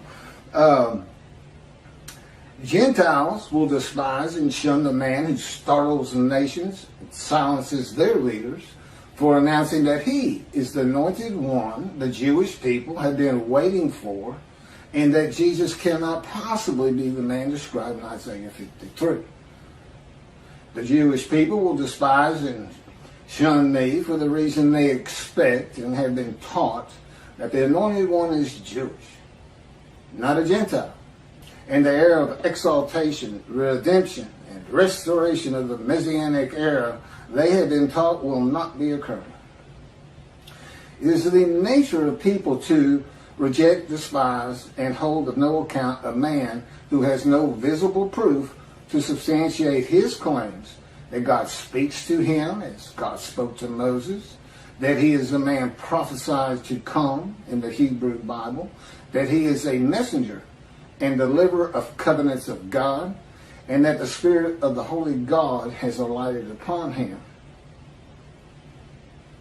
I have but the one proof I mentioned in verse 1. I offered myself to guilt. I was supposed to be dead within a month or so, 20 years ago. And I have no... Lung cancer doesn't disappear. Lung cancer, they said they couldn't even treat. And I have absolutely no symptoms. Now, I haven't been x-rayed again, but God tells me it's just simply not there. You saw those white spots. If you did have an x-ray, you wouldn't see them today. And it doesn't matter to me. I don't have any symptoms. I'm doing just fine. And I've got long life, and I can already tell. See, he won't tell me the future. I'm not a prophet of the future. I'm not a seer. No man is. No man can see the future. God knows and can make prophecy because of his absolute knowledge of all things. He can think things through and go, okay, then this is going to happen. This is going to happen. This is going to happen. He knew when he wrote, had Malachi write the day of the Lord, that the internet was going to be here. Because he needs it to get this message for the Jews, for their redemption. For the Jews to stand up and go, see, we told you. It's the leper scar. Just like our sages said. And he's telling the Christians why we don't believe in it. And God is going to build his temple again. And the scripture said that means he sanctifies Israel and us, the Jewish people. In my opinion, this is better than the Messianic age. Because does a Jew really want the world to be a Jew? Because I know you feel special about it. God took me to a conservative synagogue, the largest conservative synagogue in the world that's here in Houston. And I went through the conversion class. Now, he's already told me you're going to convert Orthodox in Israel. But he had me going to the synagogue, and I went to the conversion classes for a while. And I did go through all the holidays. I loved it. I loved the people. They were so kind and nice to me, and learned so much. Went through the Yom Kippur services, everything. And of course, God's with me the whole time. I mean, that's what's so nice. Plus, his power's on me. If I got a little bored, he can make me just tranquil and patient. And he's good about that. When we're really working, and he's not working me over, so to speak. But I found out the Jewish people are very proud of being a Jew. And do you want everybody in the world just like you? How about this? How about 98% of the world would be Jews who converted to 2% of the naturally born halakha Jew? How do you like those numbers? To me, I might even worry a little bit. You know why? Because they're going to take over, because y'all all negotiate on how you're going to run your synagogue, how you're going to run your services, and all of a sudden it's 98-2 every time you open your mouth. You wouldn't want that. This is so much better. And it's real. It's real, and it's something your children can understand.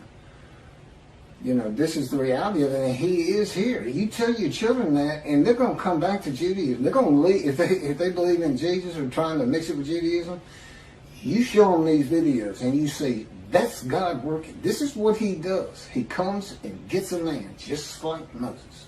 That's what he does, and he gave us a description. And by his knowledge that he's revealing, we know it must be him. Moses said, who am I? I said the same thing. Who am I? They're going to listen to me, a Gentile from Texas. Moses said, who am I? And God said, tell them my name. Moses said, what if they ask me what it is? Tell them I am the God of Abraham, Isaac, and Jacob. Now, mind you, this is 400 years after the Jacob clan left for Egypt. And do they even really know? I saw one video, somebody said there was one old woman who had heard that before.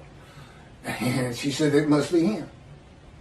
And God gave him 3 miracles, which could have been just tricks. He did give him the staff that turns into a snake. He told Moses, put your hand in your shirt. Pull it out. Leprosy. Put it back in. Pull it out. Gone. Remove leprosy, just like he can remove cancer, apparently. In other words, I got one of the same miracles. And then take a drop of water from the Nile and drop it down. I think it says in the sand, and it shall turn to blood. That's it. And he had Aaron with him to try to back him up. I don't have anybody. I've always been kind of a loner. I got the Holy Spirit. My best friend. We're friends. Anyway,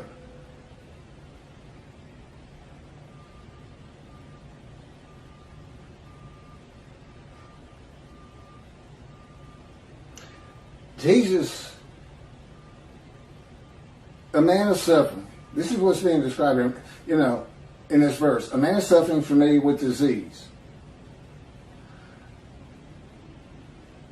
Jesus wept one time. This is the shortest verse in the Christian New Testament. Jesus wept. That's it. Jesus wept. Why? Because he had just raised his friend Lazarus, who had been dead 4 days. You know, Jesus was dead 3 days and he rose. Lazarus had been dead 4 because Jesus was late getting there. And but he wept because still nobody believed who he was. Which I suppose means, and I've heard them talk about this, that he was the man of Isaiah 53. Or because of the miracles he was performing, he was God. He does indicate that in many a verse. I am God. But I don't think he ever actually just says it like that. It's just implied. But in any event, that's not a life of suffering. And as far as wounded, and all you had is he got whipped and he got nailed to a cross. And at the end of 9 hours, he yelled to God, "Why'd you forsake me?" And then he, quote, gave up the ghost. He didn't even die, apparently. He just let his spirit go without him. I guarantee there's many. If God had given us that power, people would be dropping all over the place. I can't take it anymore. I'd rather be dead. Boom. There goes your spirit, which is the ghost. He gave up his ghost. He quit trying. And you're talking to a man who laid in the back of an ambulance for 8 hours, gut shot, hanging on with everything I had. The only thought in my mind was, you have got to hurry. And I was still saying it in the shock room of Ben Taub Hospital, you have got to hurry. But anyway, I pulled through. And went on to run track that year. I got shot October 5, 1975. And in early February, I won a high hurdles race in a very competitive district in Houston.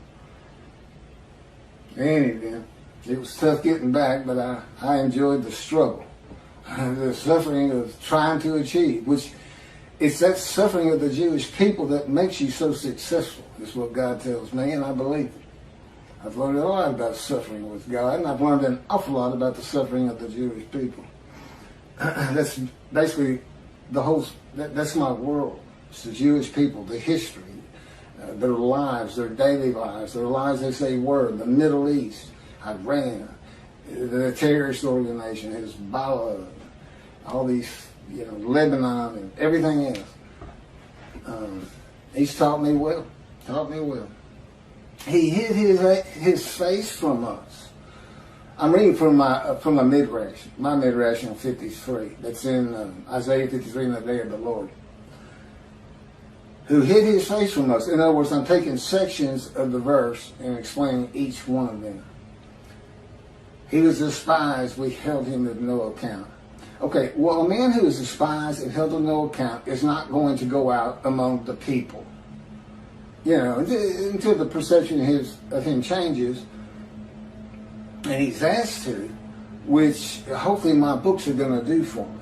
People are going to say, he couldn't know these things. There is a proof. We're the Jews. We've been expecting him. We believe God will do what he says he's going to do. But at least in social media, I've been kicked out of many a group just for suggesting Isaiah 53 might be Elijah. I didn't even bother saying, what if he's a Gentile? It might come after me. I don't know. You can't talk about it. As Tobias Finger says. I'm like, okay. Just what he's dismissed. I didn't do that. Okay, this is certainly not Jesus. He never hid his face. He's outside. Legions of followers. He was never confined to his home like Ezekiel and me in this room. I got taken from society just like Ezekiel. You're not going out with anybody anymore. No friends, no nothing. Just me. God says, just me and my spirit. Whew. It's been a long 13 years.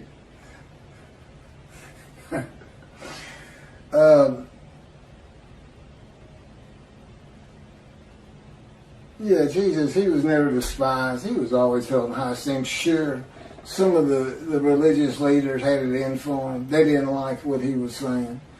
And they could tell he wasn't going to be the Messiah, Moshiach, that he was supposed to be, Messiah, that he wasn't going to be the answer to the Roman occupation. But that wasn't the general population.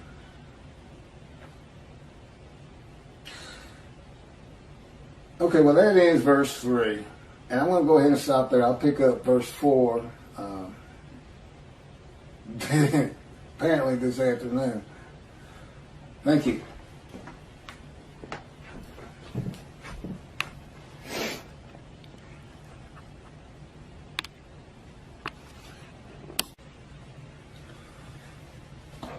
The leper scholar versus Jesus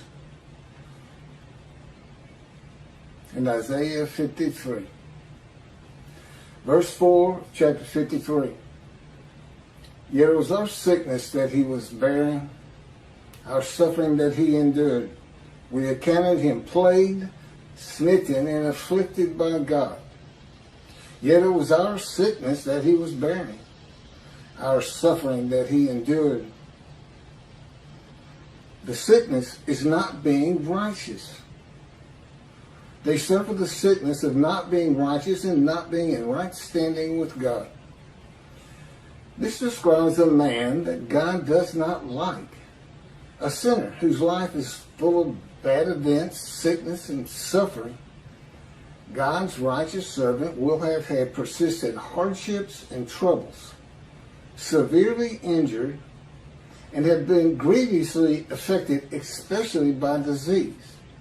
And that's based on these words. When you go look them up in the dictionary, these are the things they mean.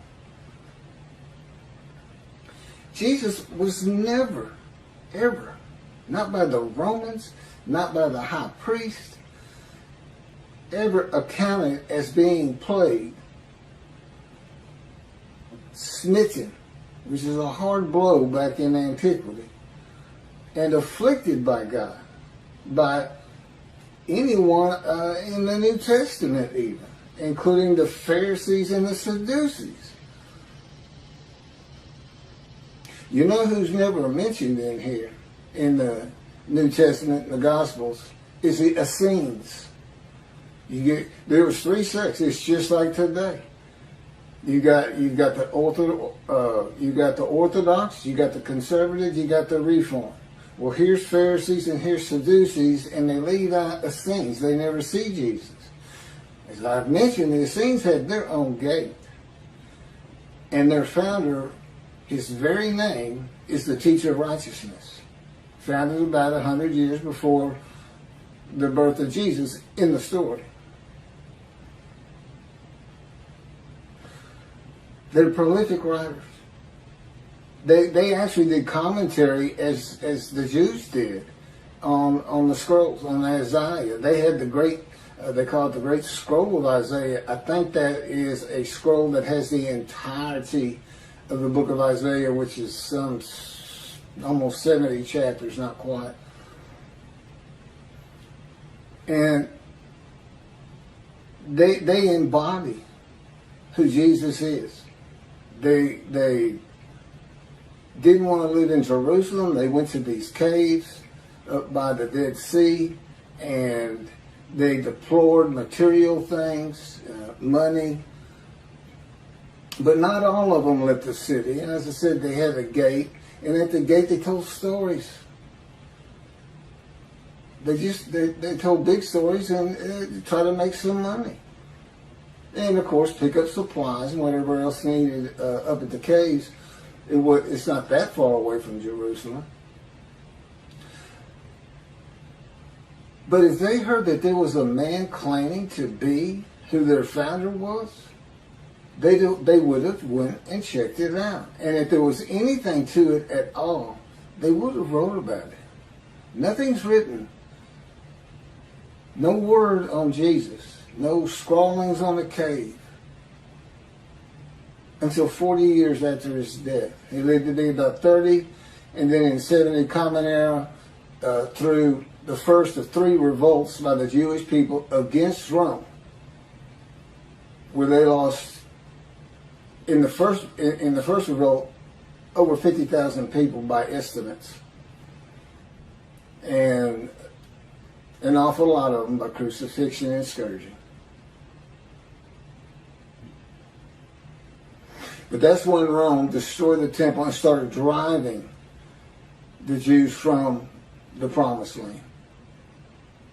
There's two more revolts, and each bloodier than the one before, but they finally just destroyed everything, which and the Jews were dispersed eventually throughout the world. And they didn't return until 1948 after the Holocaust. The land lay desolate for over 2,000 years. And God knew this when he had Jeremiah write the new covenant, which basically says when the rain booms again and Jerusalem's rebuilt, he knew it was going to be destroyed, and that meant his temple. Because when he comes with a covenant of friendship that says, I will place my temple amongst you, as in, again, I will place it there. And then in Malachi 3,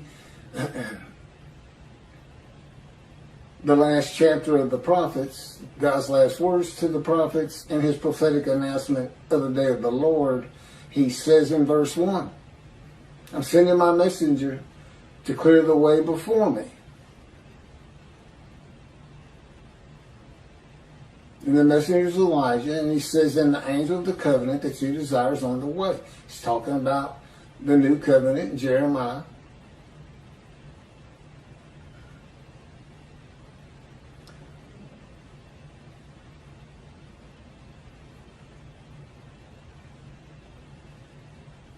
But he was wounded. And this is verse 5. But he was wounded. Well, the point of all that is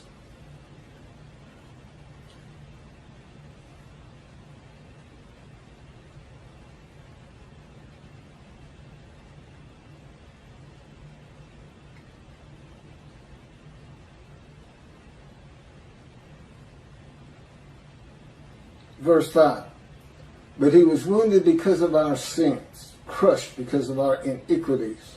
He bore the chastisement that made us whole, and by his bruises we were healed.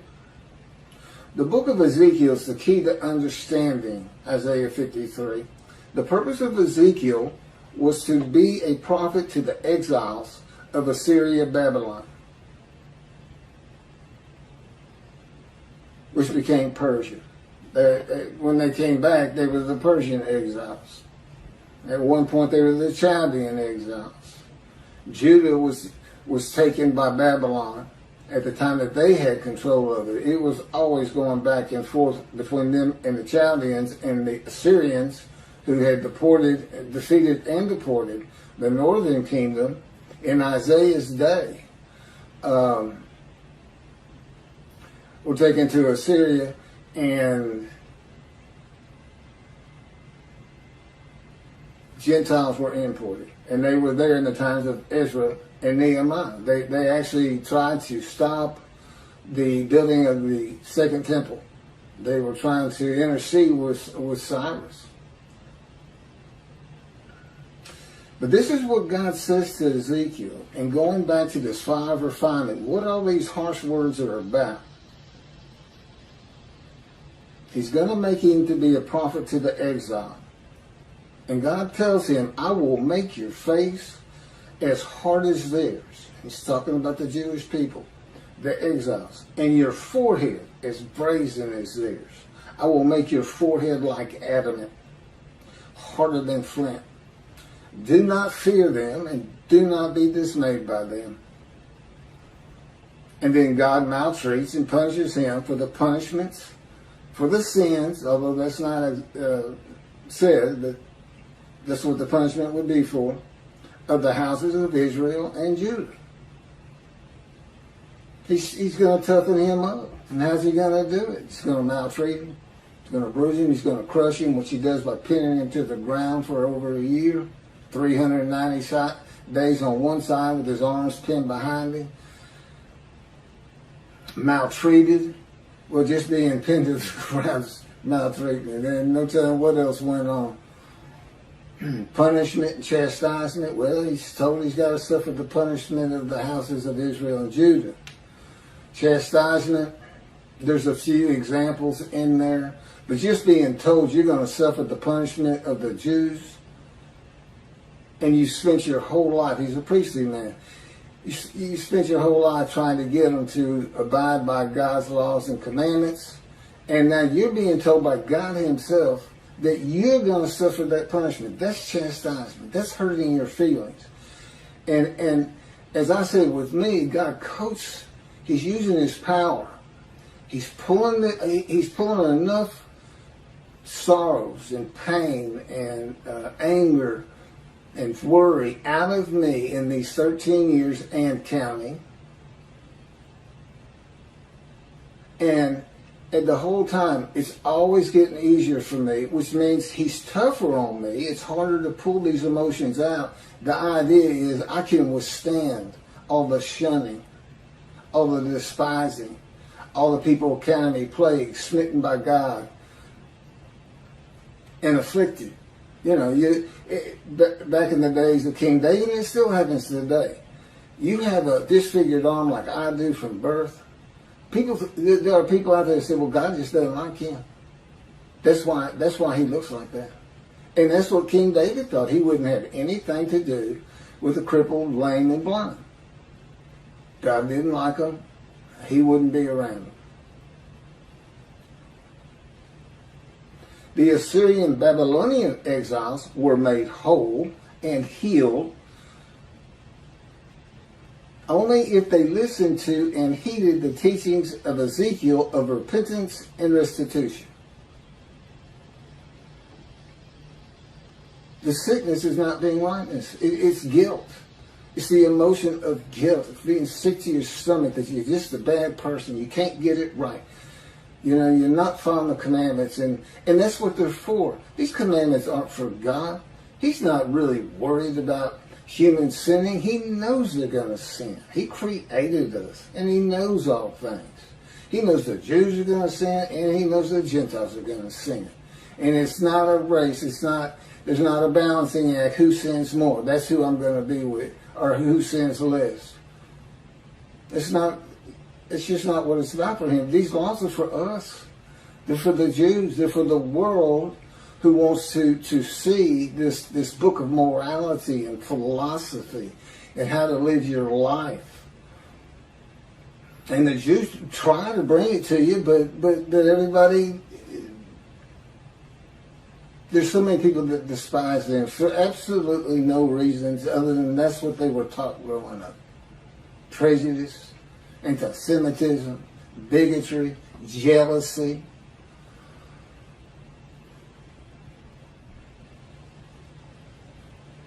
So this is his fire of refinement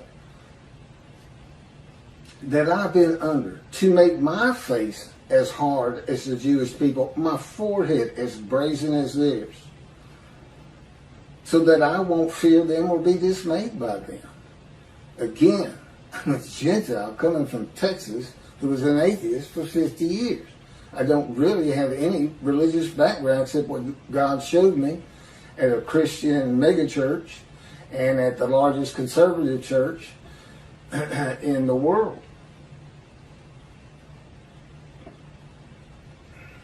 And it was quite the eye-opener, I have to say that.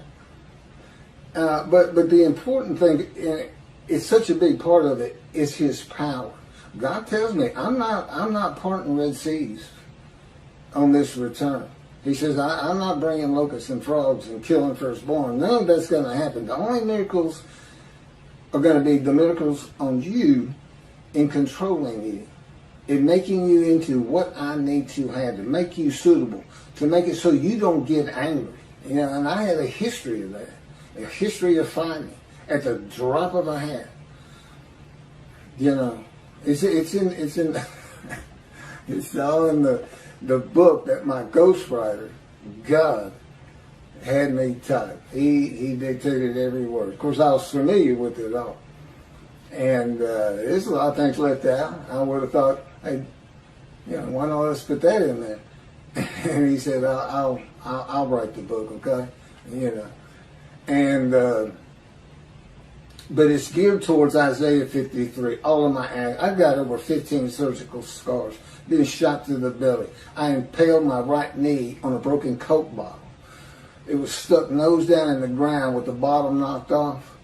This is the old days where Coke was made out of thick glass. I'm running in a field. My dog ran between, just turned into underneath my legs for some unexplained reason. I went flying through the air and came down on my knees, except my right knee came down on that Coke bottle. And for hours and hours, the doctors that would come in, a couple of them, said it can't be saved.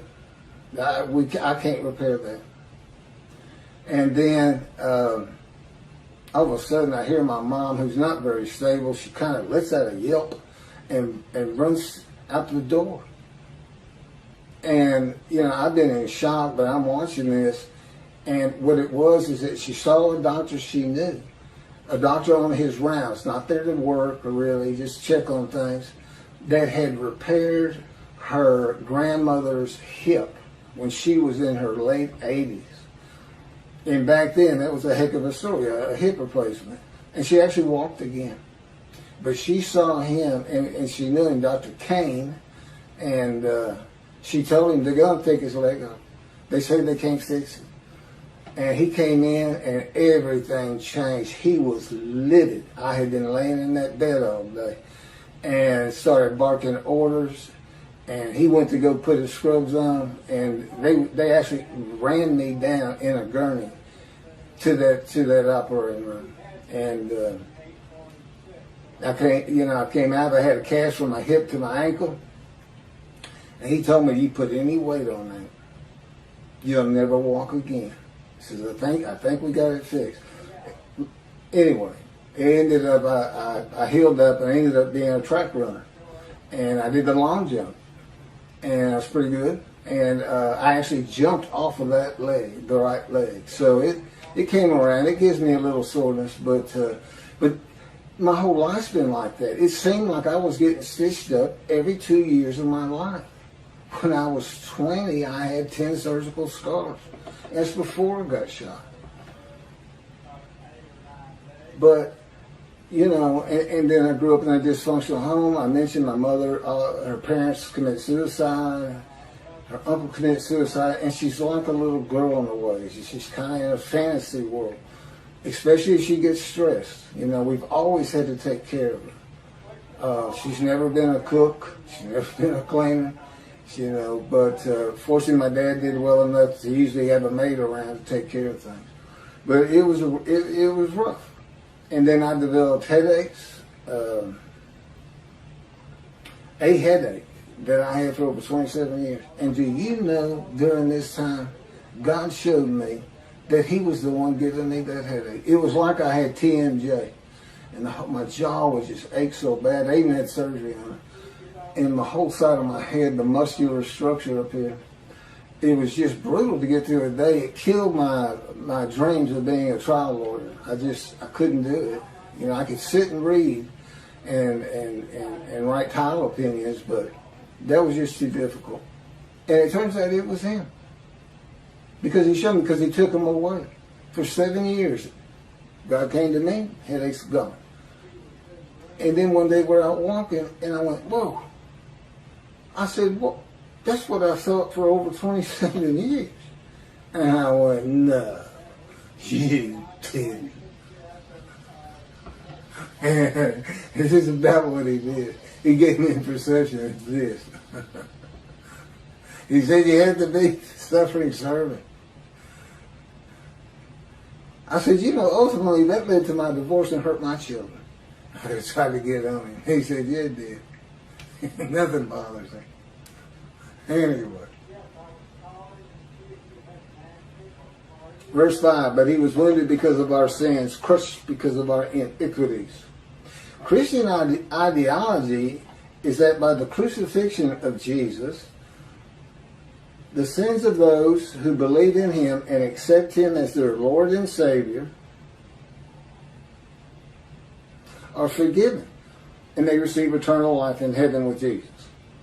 Okay, this verse says he was wounded because of our sins. He was crushed because of our iniquities. There's no crucifixion here. Now, they would have to be saying we're sin-free because of the scourging by the Romans. Well, that's not even human sacrifice. That's just taking a beating. Sure, it's a bad beating, I give you that, but I'll say this again. One gospel says that scourging was a slap across the face. So, and there's other gospels in there that out there that didn't make it to the Bible. Saw it on the History Channel. So there's a bunch of it. It's pretty funny. They got all kinds of different stories for Jesus. There's even a different story in the New Testament, book of Hebrews. He says, the writer says, and he partook of the blood and the flesh with the children, so that at death he could defeat the devil and death itself.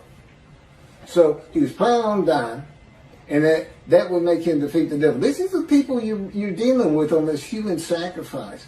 This is where it's all coming from. People who had such beliefs. Again, this is the age of reason, knowledge, information, medicine, science. But this is the kind of thing, you drink another man's blood, you get his life. Same thing the Mayans were saying, offer God blood, it gives life. Let's take a life to do it, The reasoning is not very sound from the illiterate people.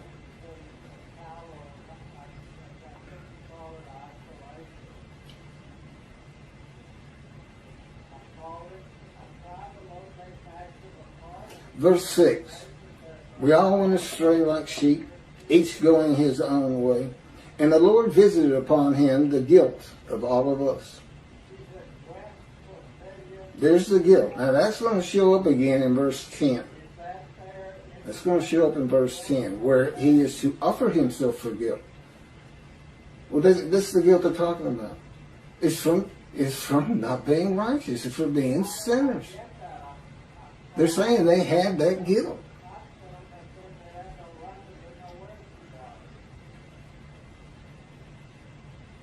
Okay, well, Isaiah, that's his people.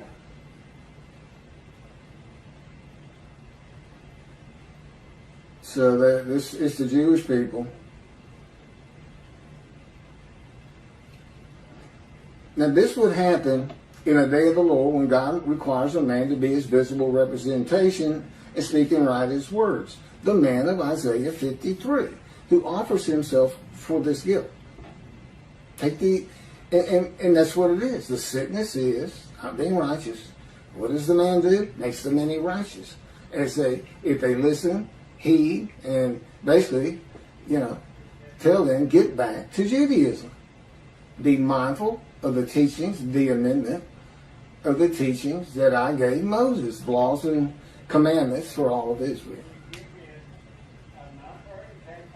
So, in the day of the Lord, a Gentile is tested by God, and upon passing the test, the man becomes the righteous servant, David, Elijah, and the prophet like Moses, because he can do all those things.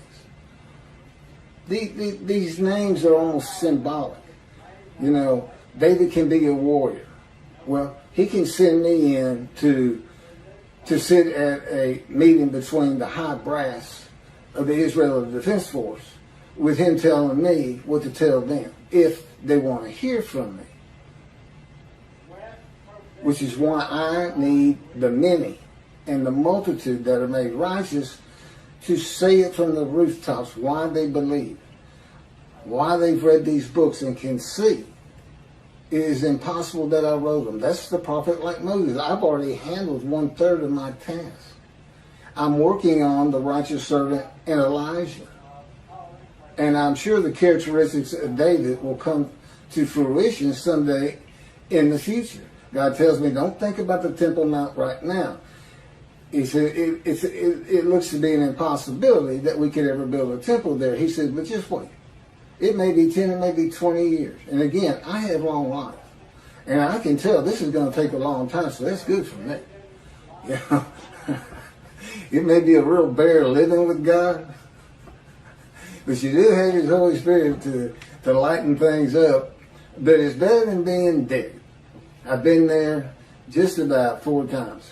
And gunshot, colon cancer, that was a brutal time. The lung cancer, which never really affected me that much, I have to say. And then, of course, I was supposed to die at birth. I was premature, 7 months, disfigured. My intestines hadn't formed. I couldn't eat, couldn't take milk. And they just, more or less, were just waiting for me to go. And my mother's grandmother, the one with the broken hip, gave him an old wives' remedy. Said, boil rice water and give him the water. My dad said he threw out a mountain of rice in his last semester of school trying to graduate from Texas A&M University, where I ended up graduating myself. But it's a test, and here's why it's a test. Okay, why did I offer myself for guilt? It's because of the sinning that the Jewish people are doing, the guilt they feel for it. You know, for those that do, and it does. It affects a lot of people. And just the fact that God's working in the world again should get people a little bit more fire under their feet to get to synagogue. And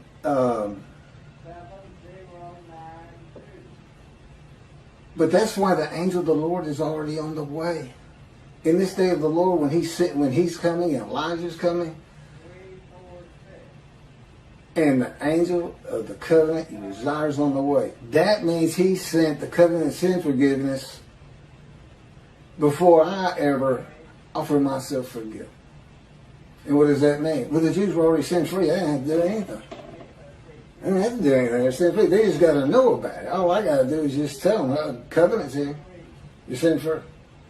That's making them many righteous in a kind of easy way. Then I got a nice amendment. Be mindful rather than strict adherence.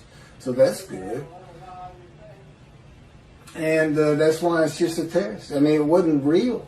And I didn't know. It says He might give me long life, and that's how He put it to me. And I'm seeing all these words, and He's saying the fire of refinement, these words are going to be applied to you. And, you start thinking, what's God? I mean, how bad can this really be? Besides that, I want long life. I'm going to say yes no matter what. And He could have just seized me like He did Ezekiel. But the cancer made me blemished. And what did I say at the beginning? You can't be the unblemished Lamb of God. What does that mean? God knew there was going to be a man, not necessarily his name, that the Gentiles considered someone who could forgive sins under the laws of Leviticus. So I got this figured, and I had cancer, and it started that cancer orchestrating me getting shot through the abdomen. And like I said, I got over 15 scars. I got about 4 scars just from a gunshot. But that doesn't mean the violence stopped when He came and talked to me. In 2 Kings, chapter 2, verse 14, this verse, taking the mantle which had dropped from him, from Elijah, and this would be Elisha, his attendant, taking the mantle which had dropped from Elijah, he struck the water, that would be the Jordan, and said, where's the Lord, the God of Elijah? As he too struck the water, it parted to the right and to the left, and Elisha crossed over. See, Elijah's a Gentile. If you read the story, God knows, and Elijah knows, but not everybody knows that Elijah knows. The sons of the prophets didn't think he knew, and Elisha didn't think he knew that day God was going to take him up to heaven. But he did know, it turns out, if you read the dialogue. But he goes to about 3 different places, but he ends up crossing the Jordan over into Gentile territory. That's just, again, the Tishbite. There's no Tishbite clan in any genealogy of the Hebrews that's in the Bible. So, what's the point of even calling him the Tishbite if you can't figure out which tribe he's even from? That was the point. He's from Ramoth Gilead. Gilead is north of Adament, on the east side of the Jordan River. And he actually goes, he parts the water going over, and Elisha parts it using his mantle, which is his clothing, like a robe, I suppose, going back. So Elisha now is working the same miracles as Elijah. That's what it tells you. But what's interesting is, this is the only place in the Hebrew Bible where God is referred to as the God of Elijah. He's always the God of Abraham, Isaac, and Jacob. And I know he's got a lot of other names, El Shaddai, etc., etc. But the God of Elijah, the God of a single Gentile. That's what that's about. That's what that's about. The God of a single Gentile. See, he wants that point again. He is back here with his wrath on the Christians. Now, I may sound vehement in the way I talk, but I am who he selected. And I may sound vehement regarding the reckoning and dismissal of the rabbis, but as God says, well, what else is the reckoning if you don't really show them how unhappy you are? And I show it through you. Because again, he controls my emotions, my moods, my every single word, even my thoughts. They're still my thoughts, but over these years, he's changed me. I think back about how I used to think and this and that, and it's changed. I'm not the same man I was through this process, and his power has a lot to do with it.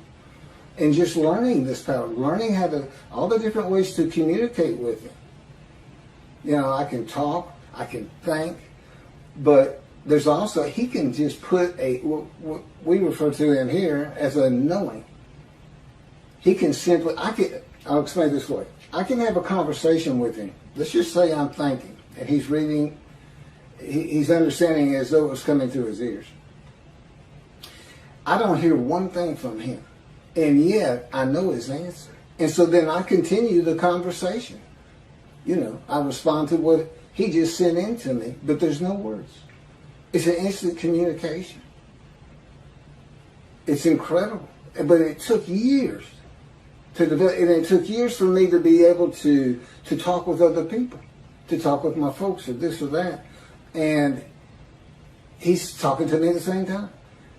To not let it, to not let it upset me and go, wait a minute, stop, gotta hear something.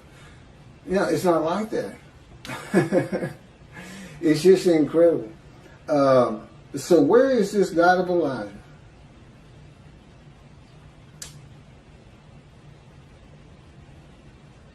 The Gentile Elijah, taken up in a Gentile land, and has the same purpose as the righteous servant, who's a Gentile, which is me.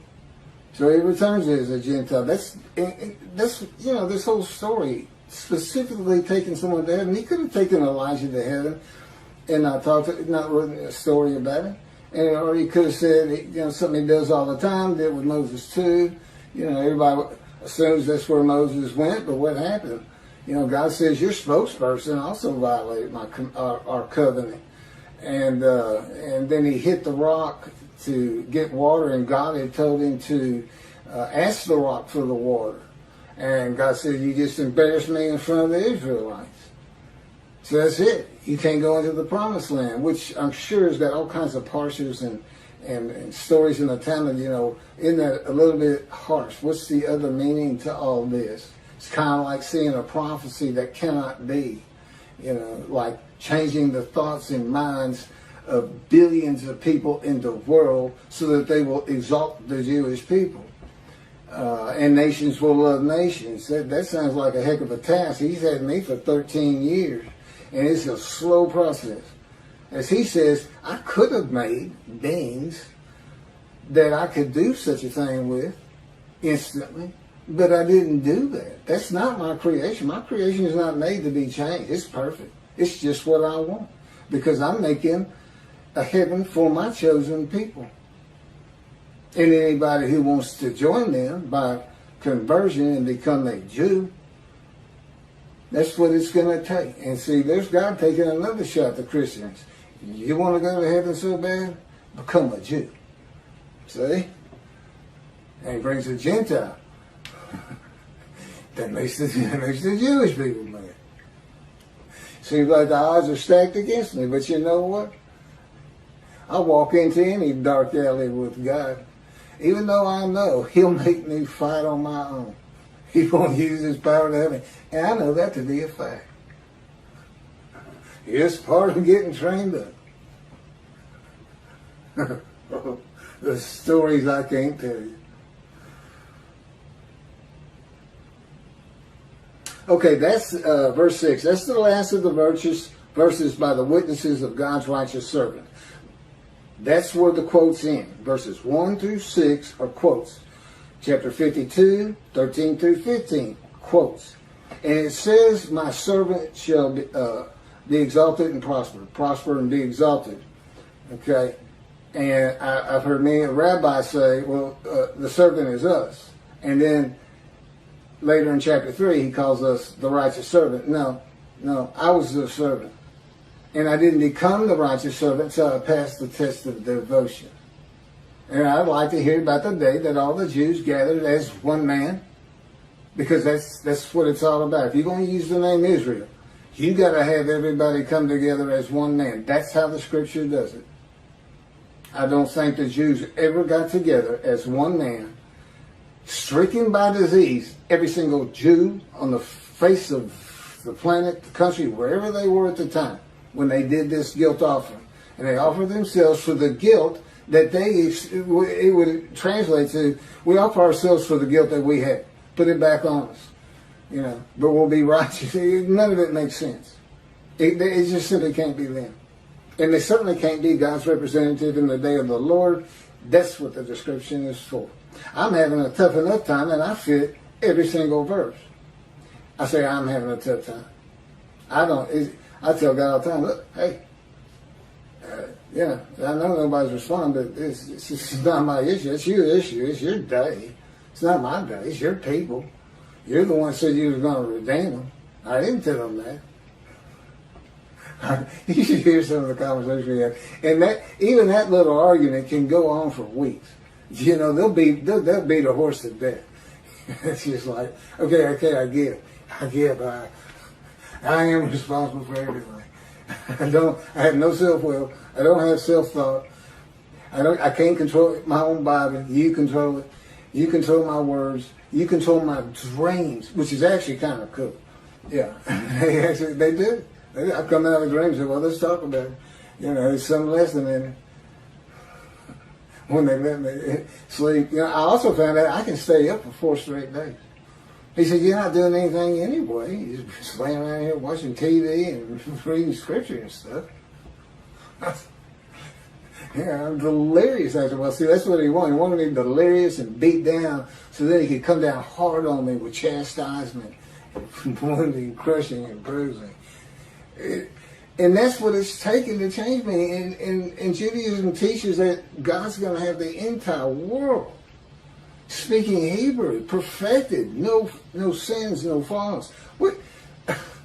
That's not what His creation. That's not what He did. You wonder why you're being reckoned with, and He's using me to do it and dismissed. But I give you the out. Go to your flocks, tell them how bad your teachings have been on this Messianic era, study and read the books. Those of you on YouTube, you can make extra, you can really get this thing going for God. I'm just His representative. You want to do something for Him? Come out of dismissal with all your followers and raise His prophet up high and say, that is Him. Tell the Christians, that is Him. He fits the verses. And I'm giving you all the information you need to do it. So anyway, it picks up 7 through 10. The speaker is Isaiah himself. And then God is the speaker in 11 and 12. I'll pick up there next. Thank you for listening. I really appreciate it. This is an incredible time in history. And as God has explained to me, actually it was the Holy Spirit. He said, you're so lucky. Do you know how lucky you are? He said, you're so lucky. It's like if it was a lottery and it was a numbers game, you'd have to take every star in the universe. And he says, and you have no idea how many that is. divided by 1.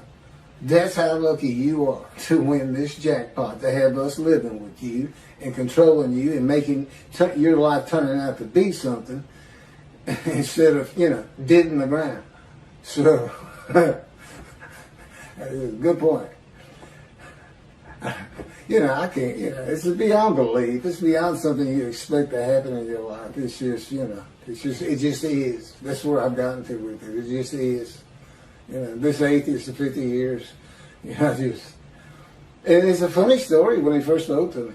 And it's in the book. I'll let you read it. But anyway, we'll pick up with what Isaiah has to say in verse 7 through 10 at a later time. Thanks. The leper scholar versus Jesus in Isaiah 53.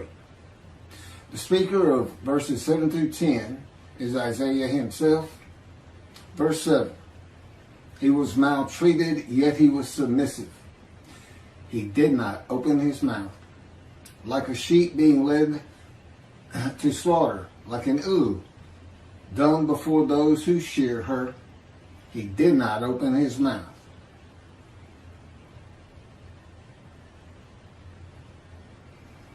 This isn't about sheep. This isn't about unblemished lambs. This is about not opening your mouth. That's just, metaphor or symbolic of the sheep being led to slaughter. This verse can be identified in the book of Ezekiel. Again, the key to understanding Isaiah 53. God maltreats him, not man. Maltreatment is a part of being chastised and punished by the words and power of God to be made suitable for his purpose. With God, you are always submissive. It is necessary to break the will of a man that is going to be the servant of God, to temper and calm his soul and emotions. Ezekiel said he went in bitterness and the fury of his spirit in the hand of God. The chastisement, punishment, maltreatment, crushing, and bruising in God's fire of refinement is to remove this bitterness and furious nature of Ezekiel. It is to make a man meek and humble. Moses was called the most humble man on earth at the end of his life. God had him for 40 years. Ezekiel was sent to his house, and God bound him with the cords of his power so that he could not go out among the people. To the people, Ezekiel was silent as a lamb. He was cut off from society, cut off from the land of the living. Not unlike myself. God told me, go to your room. It's where I've lived for just about 13 years now. Well, it has been 13 years. And cut me off from everything. Had me stop practicing law. Had me terminate my law licenses. At my age, and I had been in Hawaii for 2 years before the colon cancer hit me back in 2001. And didn't have a whole lot of friends to stay away from to begin with. And not going to work at my age, those are usually where you have your friends and people you do things with. So that was gone. And my children are all married and they're all living their lives. They really don't know what's going on with me because I hadn't said much. I did right in the beginning, but just big question marks on top of their heads, so to speak. And never really said much about God talking to me. After the initial year, I guess it was, a couple of times. As I said, my daughter's in Galveston, Texas. My son is in New Mexico. And my oldest daughter is in San Antonio. That's the best of my recollection right now. We don't talk very much. They know I'm not happy or don't believe in that. I guess that's what it is, Jesus. And they're here in America. They consider themselves Christians. I wouldn't say they were Bible thumpers by any stretch of the imagination, but just saying such a thing here in America will have you ostracized real quick. And I'm sure it's something that Jews are well familiar with, the Jewish people, and to indicate that I believe Judaism is the religion of the three Abrahamic religions: Judaism, Christianity, Islam. By and large, people don't like to hear it here in America. They just don't. That's just the way things are. And I don't see it changing in a Messianic era. And if you watch this video, you know I'm very adamant about that. The man who is described and becomes God's righteous servant will be cut off from the land of the living and be silent as the lamb to all that know him, while God prepares him to be suitable for his purpose that might prosper. Just as he did with Ezekiel. Ezekiel, of course, was being made suitable to be a prophet to the exiles. And he was actually a part of the last deportation, I understand, or at least he was part of the exile. Now, Jesus talked until his last breath. In one gospel, Jesus is asked, "Are you going to remain silent?" And his response was to talk verse after verse after verse after verse after that. That was his answer to, "Are you going to be silent?" No, I'm not. I got plenty to say. And he was never confined to a house, to a room. He was always free to move.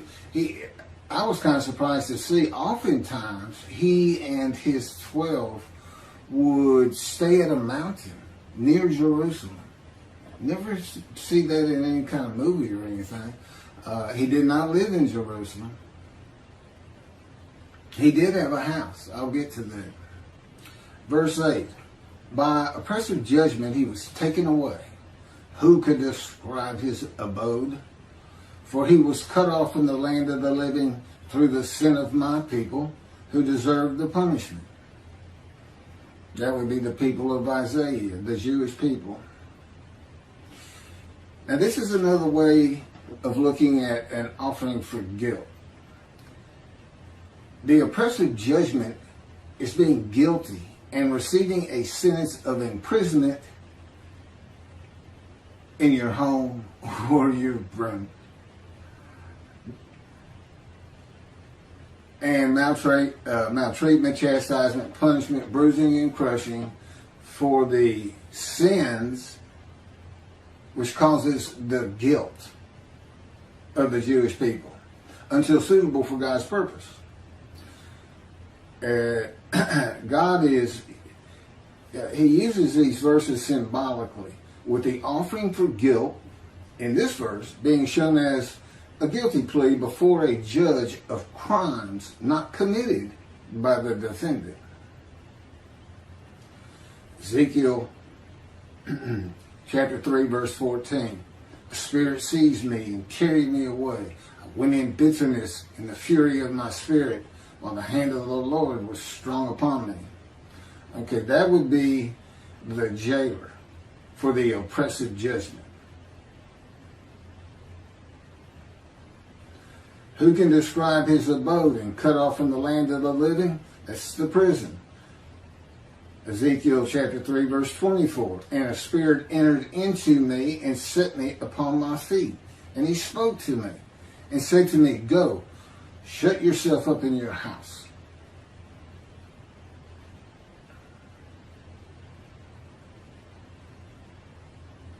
This is one of those situations. God is in his spirit.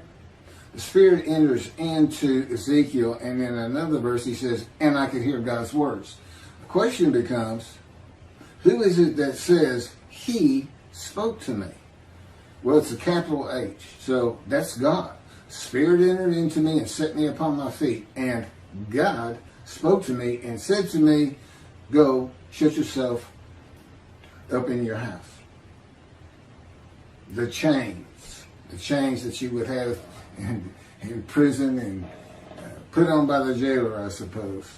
As for you, O mortal, cords have been placed upon you, and you have been bound with them, and you shall not go out among them. That's the people. And that's Ezekiel chapter 3, verse 25. The judgment against Jesus by Pilate was not guilty. I find nothing wrong with this man. But to wash his hands of the whole religious controversy, Pilate asked the multitude that had gathered. And I don't know how many that is, and I don't know if the multitude was just Jews or if it included Arabs and Gentiles. Well, Arabs are Gentiles, but it doesn't tell us. A multitude had gathered. That's all we have. He asked them what they would have him do with Jesus. Release him or crucify him? And the multitude said, crucify him. That was not an oppressive judgment. It was not a judgment of being taken away or cut off. No, it was a sentence of death. It is oppressive, I grant you. But it's a death sentence. This is a sentence that is onerous, difficult to bear. And you don't receive long life. This man, here he has an oppressive judgment against him. And you have all these words like wounded, bruised, crushed, chastised, punished. But he's given long life. So it's not a death sentence.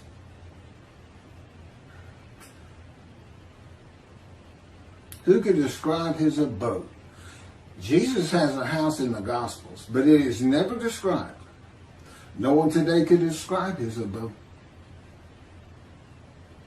And Isaiah chapter 11 says that his abode shall be honored, the Moshiach, who is described in Isaiah 53.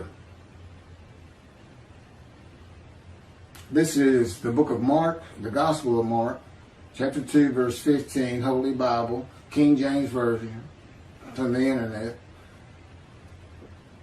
And it came to pass that as Jesus sat at meat in his house, many publicans and sinners sat also, together with Jesus and his disciples. For there were many, and they followed him. Doesn't sound like shunned and despised to me. And of course, today nobody can describe that abode. All of Israel will be able to describe the abode of God's righteous servant. That would be me in this day of social media and phones with cameras. And it will be in Israel. It will be in Jerusalem. Now, what does it mean? It is to be honored. I don't know what that means, a fancy home, or just the fact that God's righteous servant lives there. For these past 13 years, I've basically been in a room in a condo with my parents. I pretty much stay in here all the time. I go down to the kitchen once a day, once or twice a day. But before that, when I was in Hawaii, we lived in I call it the little green shack. There wasn't anything to it at all. But the kids they were all over. I took my oldest daughter and my son. Initially, my young daughter at the time came out with us too for about a month. This is post-divorce. And my wife had custody of all of them, but she didn't want the first two. She was getting remarried, and they were a handful, not unlike their father. I I've heard that more than once. But they were having a great time. It was good for them. They needed to get away from Houston for a while, and that's why I went. And but that's, after 2 years the cancer hit me. I did pass the Hawaii bar. I got the results in the hospital. But and it was difficult to take. I was in enormous pain, but it had to be done. I had a family to take care of.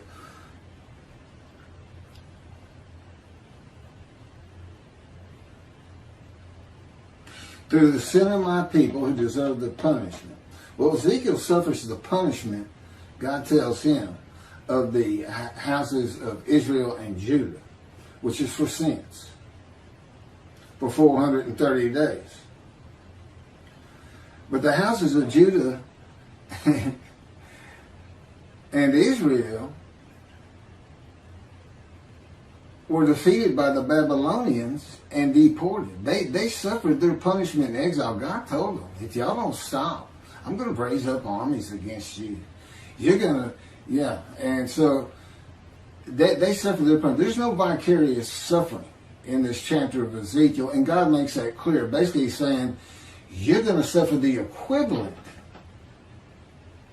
of what they should suffer. The exile, 430 days pinned to the ground with your hands tied behind your back in the power of God. I don't know if that's really close, but God thought it was about right. Sounds pretty brutal to me. I myself, because I did something that in retrospect was about, it shows who I was when God first got to me. As he would say, when people ask you why it took 13 years to get you where I wanted you, or 13 plus years, tell them that story. He won't let me tell many, but he'll let me tell you this one. He's always saying to me, Keith, I am God. Particularly early on. And sometimes a lot sterner than that. Well, anyway, he had driven me to almost madness. That's how I say it. And anger. And then I hear, Keith, I am God.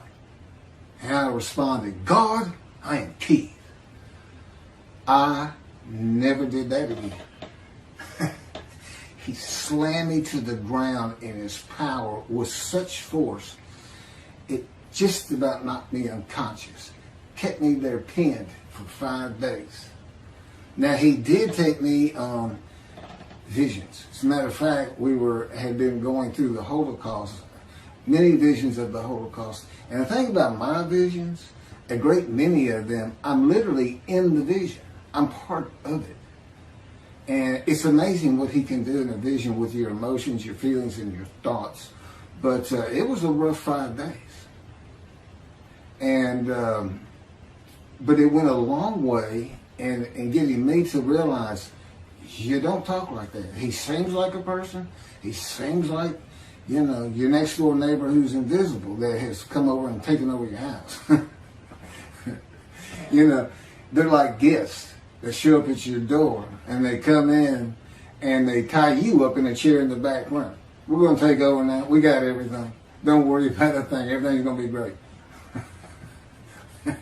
or the unwanted relatives that show up and you can't get rid of them. And they're driving you crazy sometimes. But that's just the brutality of going through the fire of refinement. But at the end,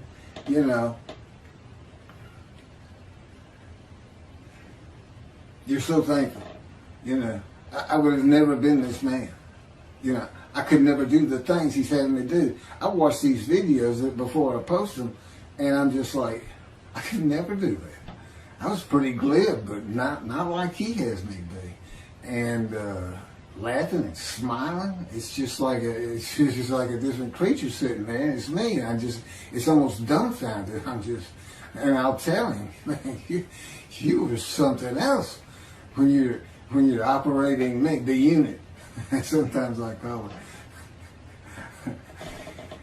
Anyway, again, he wants you to know these things about him. He's not just everybody. I'm sure, especially those who seriously study the Torah and the Talmud, you have your own perceptions of this entity, God, not as a man, but as a person yourself. you can't help but start adding attributes to him of a man. And when he converses with you, he says, oh, one man to another man. But it doesn't take long to realize this is an entity, a being that is nothing like man, other than he exists and he does have emotions. And he did create everything. And of course, he relates to me in a way that I can understand. Is that how he is of his own when it's just him and his companion, the spirit? Probably not. It's different. So anyway, no vicarious suffering. God says every man is responsible for his own sins. And he tells his people, do not sacrifice your children. Because there was a false god that the fire god, I can't remember the name right now, but people would fire these idols up and toss their babies in as a sacrifice, and the Jewish people were doing it, and he told them, don't sacrifice your children. And what does Christianity say? God sacrificed his child so we are forgiven of disobeying him. Again, when you make a human sacrifice, it's the man's. Camera just faded in and out. I may have to cut this short. As the Mayans did, they were looking for favor. They made the sacrifice so their gods would do something for them. What was God making the sacrifice of his child for the Gentiles to do for him? What was he trying to get them to do he couldn't get them to do? What's he looking for? So I don't, and they say the Hebrew Bible, the Bible he gave his children, is prophetic of this human sacrifice. And again, Jesus says, God no longer wants bulls and goats for sin. As I told you, he did away with the system through his prophets. Isaiah chapter 1, Amos, in the Psalms. He said, no more. No more. Don't offer them to me. Stop sinning or I'm going to punish you. And that's what he did. But he didn't ever leave them. He married them. He espoused them. And he tells them, there's one psalm he basically says, I don't care if every single one of you turn your back to me. I don't care if every single one of you is sinning and not practicing my laws and commandments. I'm not leaving you. You're mine. But I will punish you. That's God.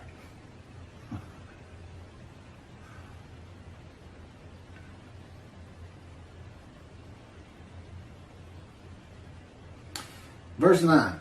And his grave was set among the wicked, and with the rich in his death. Now, Jesus was a poor man. He didn't have anything, although he did have a house. I don't have a house. And or car, or even a bicycle. I didn't have to get rid of my bicycle. I had walked for 13 years, like I'm in the Exodus. They camped out for almost 20 of those 40 years in front of a Don who never would let them pass through. That's what, it's as though that's just part of the story that God knew he was going to write, that he was coming from a Don. Because, see, he's with Moses. Moses wasn't allowed to go through. That means God didn't go through. Because Moses was a host of the Lord's host. The Spirit had entered him. God was in the Spirit. So God and the Spirit are in Moses. Doing what they did with me. Controlling everything. You're still yourself. It's not like some possession where, if you watch Supernatural, for instance. These demons will possess somebody and they push that person to the back, almost like they're not part of it anymore. That's not what this is. I'm a host, and they are guests, so to speak, and they're very kind of good guests. They take care of you. They make sure you feel like yourself. They do good things for you. Even though I had to go through this fire of refinement, which I'm told ends when I get to Neblat. Ben Gurion Airport in Jerusalem. I can't wait to get there. But, and doing work like this, so there's been long periods where I just, when writing was done, and it was just, it's just brutal when I don't have work to do for him. He said, I can always make you a little bit better. So, and again, you can read about some of this a little bit more graphic in the life of the righteous servant of God in Isaiah 53, which is my life. God had me tight. He dictated it. He's my ghostwriter, which is, really, that's something else. I mean, it's just a life of getting hurt, banged up and suffering. I mean, that's what it's focused on, So there's some interesting things in there. A lot of information, but really to get outside of Isaiah 53 and see other matters of the Bible that aren't ever discussed, or whether the knowledge is weak, like it is with Isaiah 53 today in this teaching of Israel being the righteous servant. There's a lot of other material, and there's a lot more on Jesus and his story and the scenes and this and that. Probably about 7 chapters, and the rest of it is all Judaism, the Jewish people.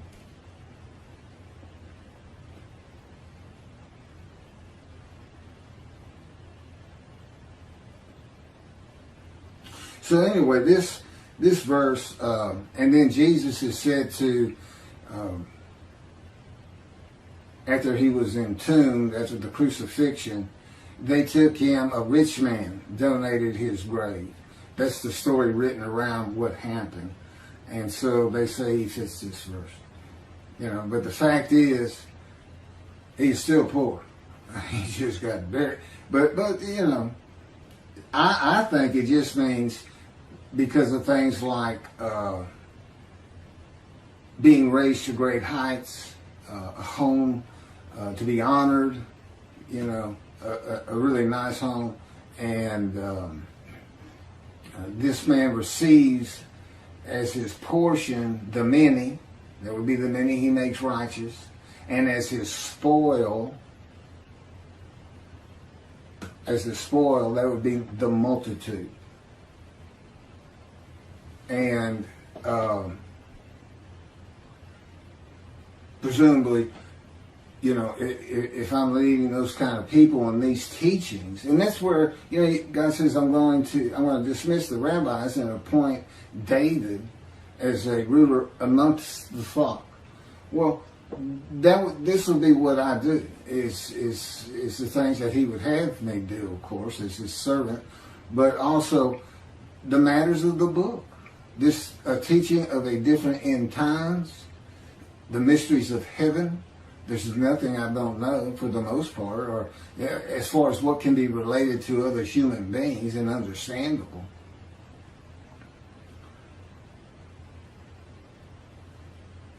So, and we know he's a man of suffering and had to rise to great heights. So, and then he's taken from the world. He took me to poverty. So, to me, I read that, and I was a poor person, but I'm going to end up rich. Verse 10. But the Lord chose to crush him by disease, that if he made himself an offering for guilt, he might see offspring and have long life. And that through him the Lord's purpose might prosper. But the Lord chose to crush him with disease. Now, I think I've covered that sufficiently. I'm familiar with disease. My life was crushed by disease, by cancer. I was supposed to die 20 years ago. God says, I took it from you. I gave it to you, and I took it.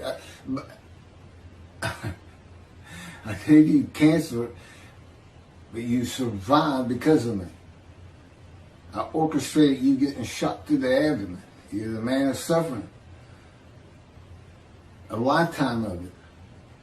But I made sure you didn't die. Now, I don't know exactly how he did that, but, possibly he was in the operating room and helped the surgeon's hand. I don't know. But it's very difficult to be shot in the abdomen when you're 18 years old. It's very traumatic, to say the least. There's little question. I had nightmares just about all my life from seeing things that you just shouldn't see in a household where there's been a number of suicides in the family, and as a young child, and then the trauma of being shot. And that's what I believe was always causing this headache I had. It was from biting down, it was inability to sleep good, nightmares, which is a byproduct of post-traumatic shock disorder. And that's what I thought my problem was. And I was destroying my jaw joint by all the biting down. And as I also just mentioned in the last video, God controls my dreams. So that stopped. But he also was causing that pain. He was causing me to do that because, again, I'm the man of suffering. He came to me in the womb to make sure I fit these verses. And that's the only proof I can offer you that I actually offered myself for guilt to him. Guilt that was just a test, which I'm about to get to one more time. I'll run through it because that's novel, that's new, but it all fits. That's the thing about all these teachings in Isaiah 53 in the day of the Lord and in my book. I mean, once he speaks to me, I mean, the first 6 or 7 chapters are just brief histories of accidents I went through and of my life, and just kind of a chronology. I went to school, how that happened, always getting in trouble, leaving home, the works. And, failing 9th grade, barely getting into college. I had to go into summer school. The only reason I even went to college is because I got shot. It changed, and God says, well, I knew how it was going to change you. And it did. I finally realized, you can't just fool around in this life. I need to do something with myself. And because I wasn't going to get out of high school. I had just failed too many classes. Mostly because I just didn't like it. Well, I wanted to be elsewhere. So I was always skipping school and this and that. And like I said, getting in fights and getting suspended and thrown out. And I got thrown out of one school. Again, another alteration with the principal. I mentioned when in the 2nd grade I had an altercation. And then I had another one in high school and they told me to cut my hair. And I did. I always wore my hair in a ponytail. It was nice and neat. It was long blonde wavy hair. And I reported to the principal to show him. And he got up out of his desk, walked behind me, I'm sitting in a chair, and grabbed me by the back of the head and yanked my head back and said, "It's still over your collar." I think I did a backflip out of that chair. I'm not sure what happened, but I do know it took several people to pull me off of him. That's how volatile I was. I mean, I was just, God would say, "Tell him." I said, that's what I had to deal with. That's why it's taking so long. The fury of my spirit. So, I tell him, well, David, what can I say? I got some DNA in me that is a little bit different from maybe others. I'm not sure. Again, so far removed. That's why I'm a twig. So far removed as a descendant of David. But anyway, so then the Lord chose to curse him by disease. Again, he wants that man blemished. He knows the Gentiles are going to come up with the unblemished Lamb of God. Use Leviticus. You sacrifice a lamb, your sins are forgiven. And so they use a human being. And he made sure you can't do that. Except they did it anyway. It's like, I don't understand it. How can you read crucifixion and the man lives? Makes me righteous by his knowledge. Now, I know it says might. He might have long life, might see his children. But that's just part of the test of devotion. That's what it's about. And it's a test because there's nothing to offer yourself for. That's why the angel comes before them. The angel's here before he ever starts teaching me the scripture. And the Jews don't know it, but they're sin free. I have to announce it. My books announce it, by the way. It's another reason I'm probably having trouble getting it published. It's just too much for the publishers or whoever's reviewing the books. They make it to a review, and they say, well, it's not our thing. That's what it comes out to me. It's not our thing. And I'm like, well, I know, but you need to know that your thing needs an adjustment. And you need your people that you're supposed to need to see this. But to know that, I don't worry about that. Because again, this is God's day. It's his problem. I mean, I already know. He knows it's going to get done. So I don't have to worry about it. It's his day. It's his people. It's his temple. He's the one who wants to be back in Jerusalem. His people are back. Great. I want to be part of it. But I'm not going to worry about it because I know you're going to do it. You got it. You can say might prosper all you want. I'm going to go with it's going to happen. Somehow, some way. And I also know that my long life is going to be real long because I can tell it's going to take a long time to get all this done. That's a good thing too. Oh no. And he's promised me, and he knows this is what I want more than anything in the world. An Indian Scout 60 bobber blackened motorcycle.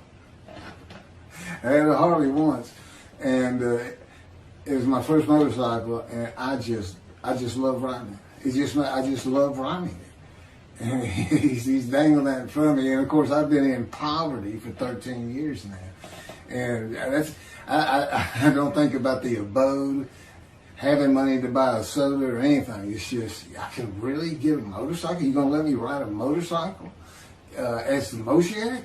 Isn't that kind of, I don't know. But anyway, I will have one in Jerusalem, and I'll get there somehow. So anyway, here's what an offering for guilt is. Tobiah Singer, in his Midrash on 53, says that phrase, he offers himself for guilt, means literally guilt offering. Let's go to Leviticus. And he finds that the 6 million that God, he comes up with, God sacrificed the 6 million Jews murdered in the Holocaust. Now, none of it works. I'm not even going to try to get into it. He's a brilliant man. He's got knowledge from sea to sea. You know, he's like an encyclopedia on the Bible. But boy, the reasoning capabilities on that particular verse right here, verse 10, just lifted, in my opinion. Because Israel is a man, they have to gather as one. See, it all started with the first covenant. All the Israelites gathered into a man, as the man Israel.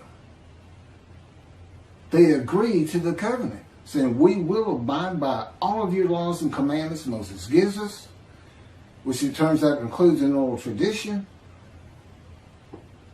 If you will be our God, and we will be your people. When did they ever regather anywhere? Crushed with disease, or brought to grief with illness in the New Testament,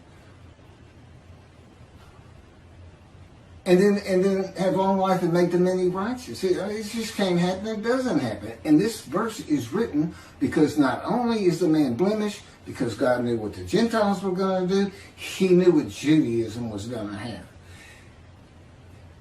And a guilt offering in Leviticus is an unblemished ram. None of these people were unblemished, number one. Number two, who offered them? Did Hitler offer them? He didn't get long life and make the many righteous. Those people didn't get long life and make the many righteous. I don't know what he's thinking. I really don't. But I know he's a good man. And he practices Judaism to the T, I'm sure, as an Orthodox Jew. But, you know, really, and of course, as with all rabbis, he's dismissed. He's no longer in right standing with God, but he's got a long way to come back because he's going to have to straighten that out. He needs to get hold of these books, and I do want to relate to him. That's why I'm saying, well, that's why God's had me say to it, I want it. It doesn't matter to me either way. I just do what I'm told. I say what I'm told to say. I'm commanded to do it. You don't say no to God. And that's another thing about being crushed with cancer. God can come to you, like I said, he just sees Ezekiel. But you're not going to say no to him. If he says, I want you to be my righteous servant and dedicate your life to what I tell you to do. And that includes when you go to sleep and when you wake up. That includes what you eat. That includes when you eat. That includes when I have you exercise. I control everything. You no longer have self-will. You say yes. You go ahead, yeah. Okay. You know, it's an automatic. So that's what it was for. In verse 10 is to prevent anybody from saying from the Jewish side that this could be a man. It can't be a man. Especially cannot be an unblemished lamb, a perfect man. See, I am this man, and I am the polar opposite of Jesus Christ. You can't put us in the same sentence without having the sentence blow up. You can't do it. But I am who fits it. Not a perfect, handsome, beautiful, charming, pleasing, intelligent, sinless. So he says. I don't know. False prophecy, I'm going to come back. He doesn't do it. Is that sin? Is that lying? Is it deceit? But this whole Zechariah thing, I'm gonna ride into Jerusalem on an ass as all the prophets say of me. I shall be mocked, spit on, scourged, killed, and rise on the third day.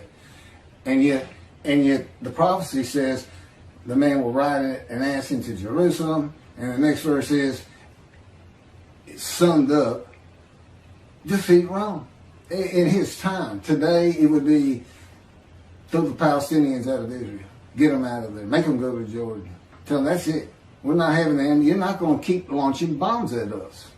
You're not going to live inside our land. This is God's land. You can't come in here and possess it. You can't adversely possess it. To God, you're the trespassers. That's what he would call you. That's what he does call you. I don't want those trespassers in my land. I want my temple on the Temple Mount. He said, I don't care about their mosque. I ain't care about our synagogues as though I got to have an excuse, and I don't. I get the feeling. If we weren't in the modern era with satellites and television and social media, that he'd just say, drive them into the sea. And their families, just like the promised land with the Israelites. Drive them into the sea. Get them off. Take their women and children. Take their stuff and take their animals and drive them into the sea. Just be done with them. See, he's not a human being.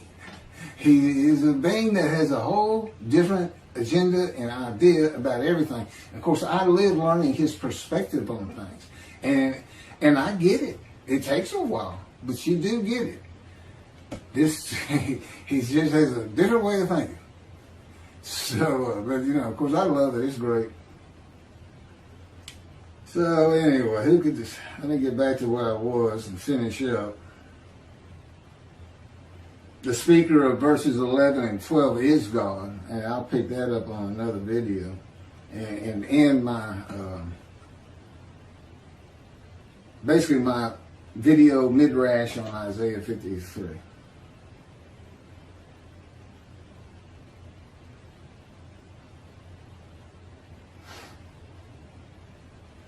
I think I've covered just about everything.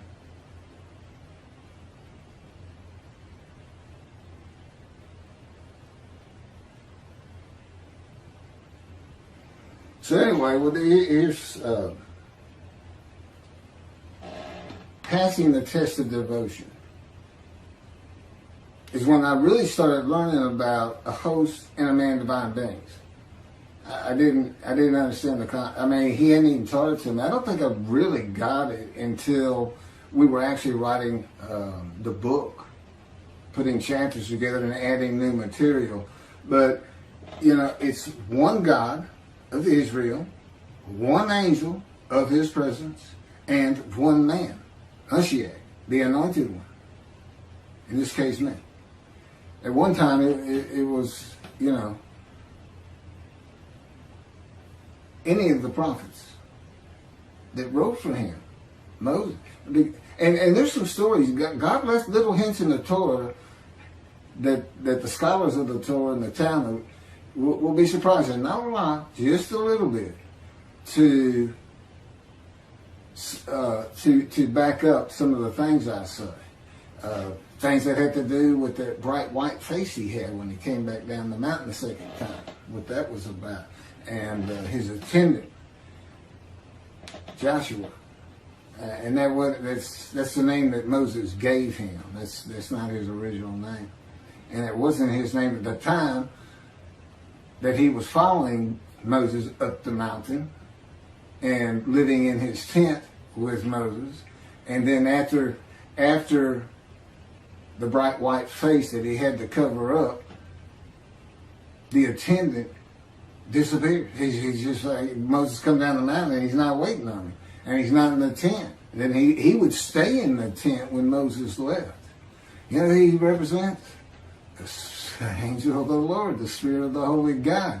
And that's the symbolic, you are now a sinless person, and that would be me. I can't sin. I don't even have self-will. I can't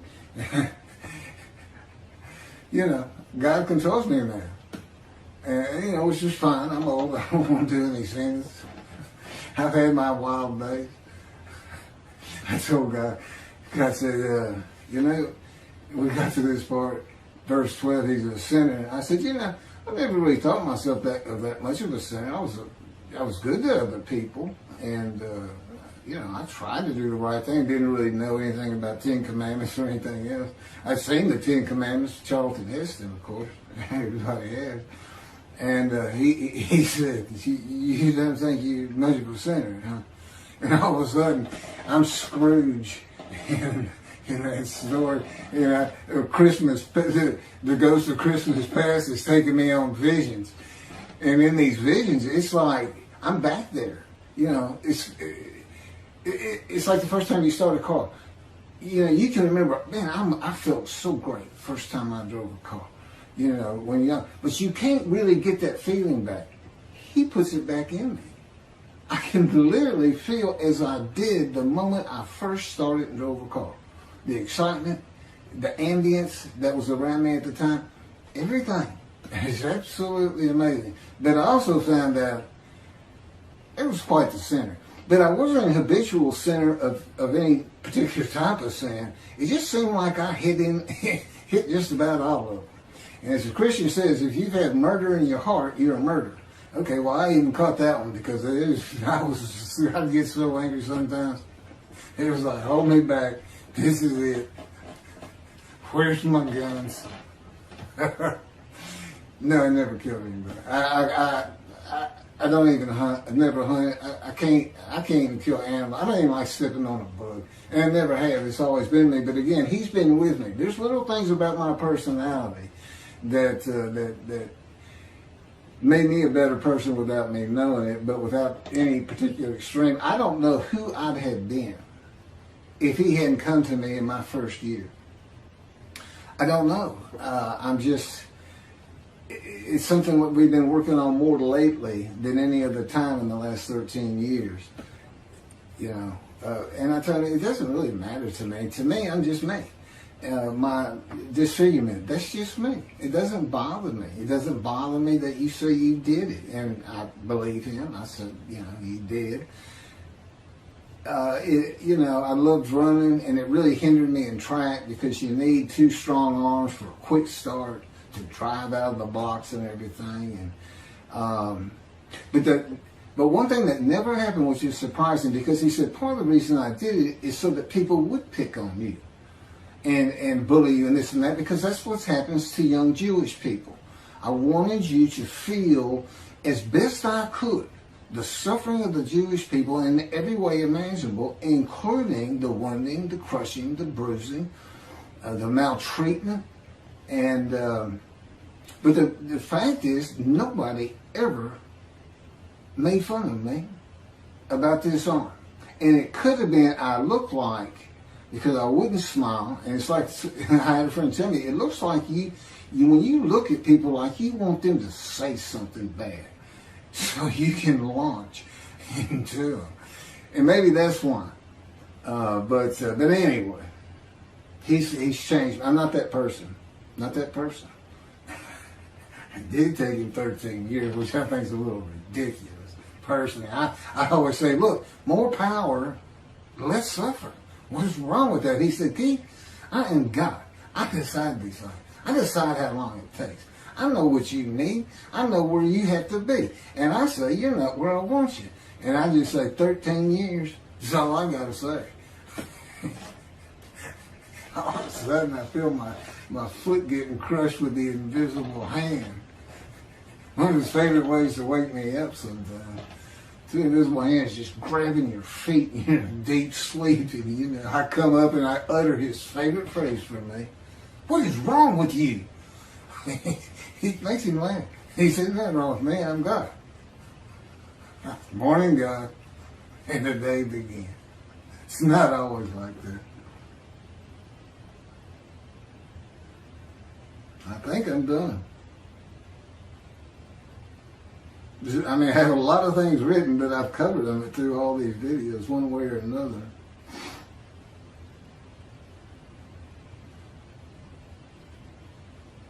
Okay, this is the last of the verses by Isaiah. The third and last speaker is the Lord in verses 11 and 12, and I'll pick those up in the last video on this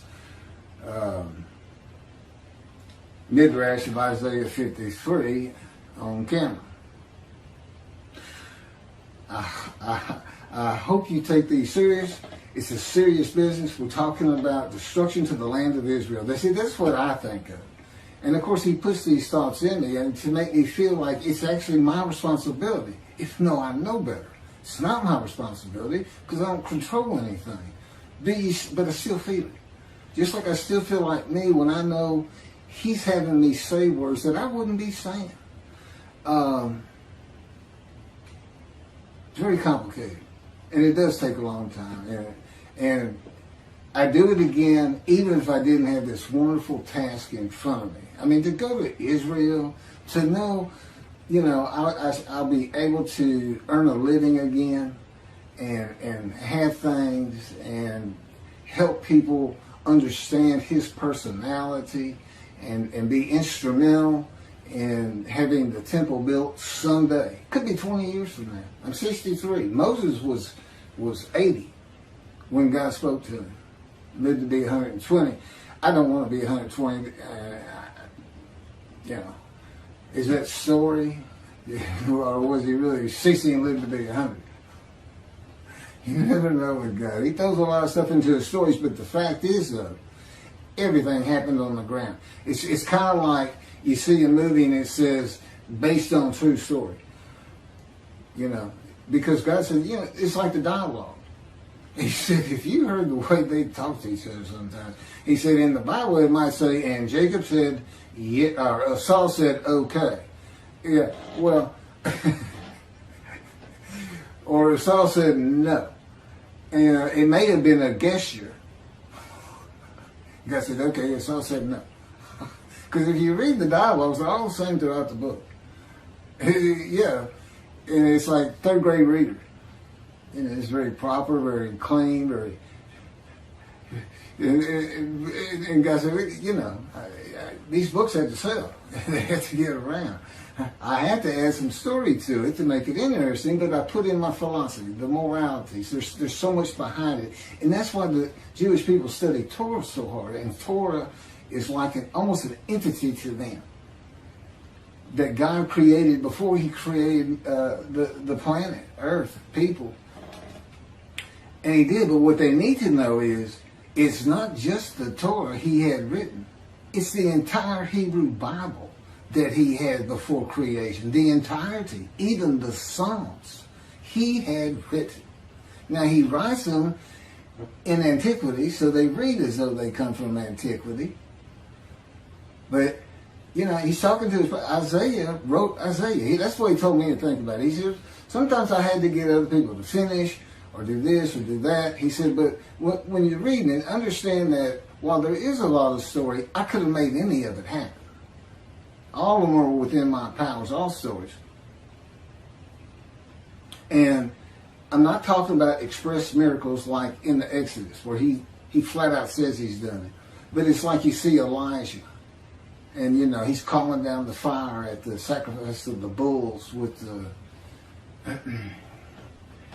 everybody in Jerusalem having come outside to watch it all with the bad guys. I can't remember the name of that. Man, he's not giving it to me. You think if God's control you, you'd be a perfect person. You'd be like a Jesus. No, I'm still Keith. I'm still me. No, I can't sing, but I can still, I can argue and get angry and nothing like you would think of Jesus, so to speak. And he's not part of this, There's nothing written about him in his time. And everything was a story back then. It's a great story. And like I said, there's all kinds of variations to it. And the fact is, I don't believe he ever existed. And I have it on good authority, he didn't. I'm the Moshiach, and I bring God's wrath. And I bring his reckoning. We'll finish up with what God has to say on 11 and 12, another video. I can't believe he just had me say that. That's from God himself. The Lord said, and what I just said, yeah, that's how it works. You just do it. Thank you, y'all. Everybody have a good day. The Leper scholar versus Jesus in Isaiah 53, verse 11. The speaker is God. Out of his anguish, he shall see it. He shall enjoy it to the full through his devotion. My righteous servant makes the many righteous. It is their punishment that he bears.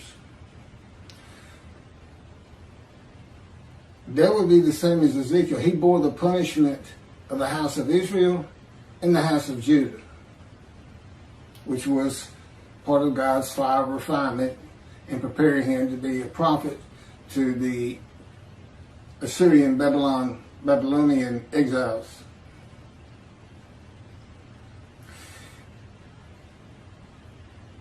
This reference to his devotion is to chapter 11, verse 2 of Isaiah, where one of the attributes of the Spirit that alights upon the Anointed One, Moshiach, is a spirit of devotion and reverence for the Lord. The anguish is the emotional and physical pain. Ezekiel, for instance, suffered by punishment in the power of God to be made suitable for his purpose, which, in my case, might prosper. God's righteous servant, that is the Moshiach, and myself, when I come out of God's fire of refinement and the anguish of it, and there's been plenty, I am very devoted to God. I'm devoted to the Jewish people. I'm devoted to the country of Israel. This is my whole world, my whole focus, as though this is why I was born. As the twig of the shoot that grows from the stump of Jesse.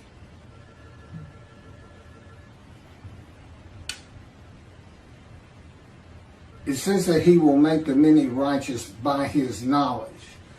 Knowledge, a Gentile such as myself, must be taught not only of the scripture, but of the Jewish people and their history, the Middle East, Israel, its government, and just anything and everything that I might need to know. Abraham, a stranger in a strange land of a strange language. That's a repeat for me. And just as Ezekiel was given knowledge in his fire refinement, and this is where you find it, it's in, well, I don't have the chapter.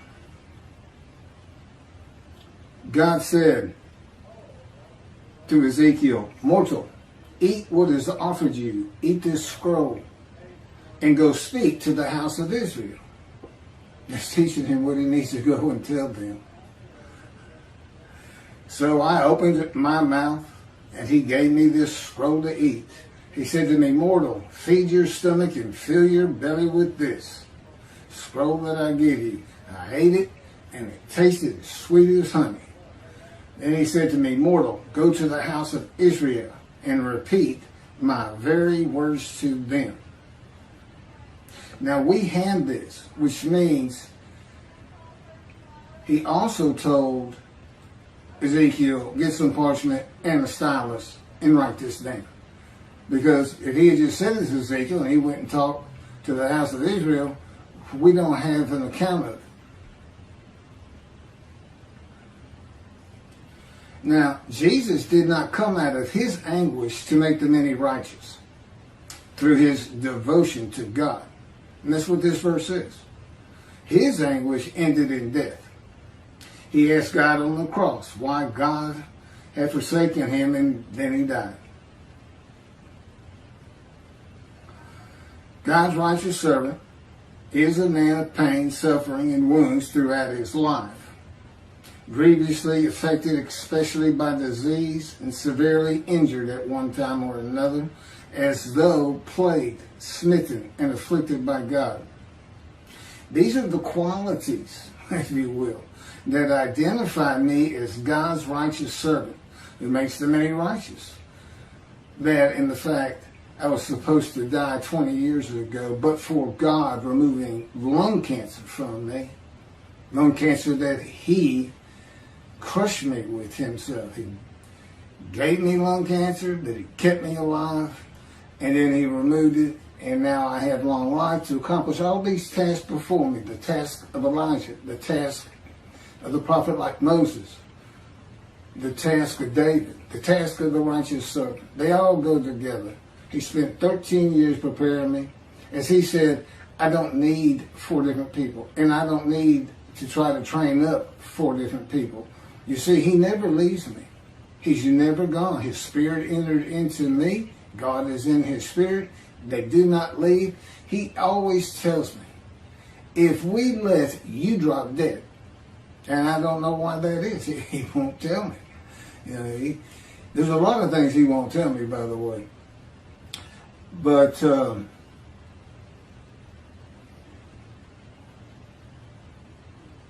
it's this life that I led that has prepared me for this. I've been down low, and I've been up high, practicing law. I've been thrown out of schools. I failed 9th grade. I've run the gamut with different peoples, and I've been in poverty for 13 years. We walk all the time. I see who lives out there. I see the people that live on the streets. I talk to them, and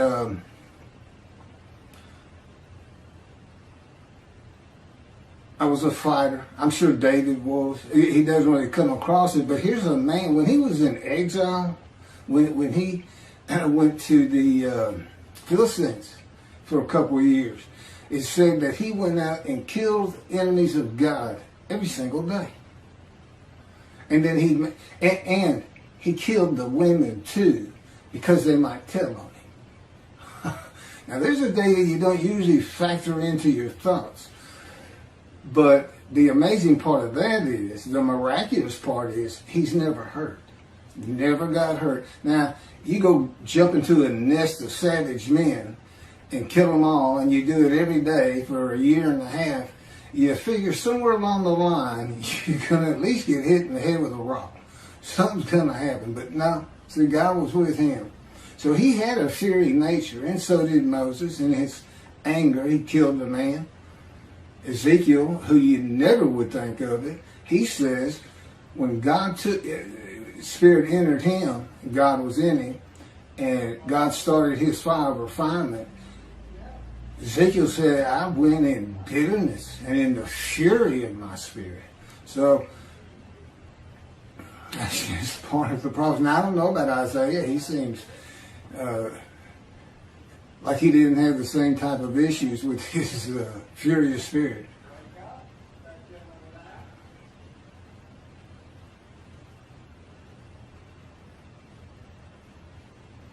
And if you go to Ezekiel, God goes out of his way to say, I know that those who do not revere my name, esteem my name, have been talking about me, and this and that.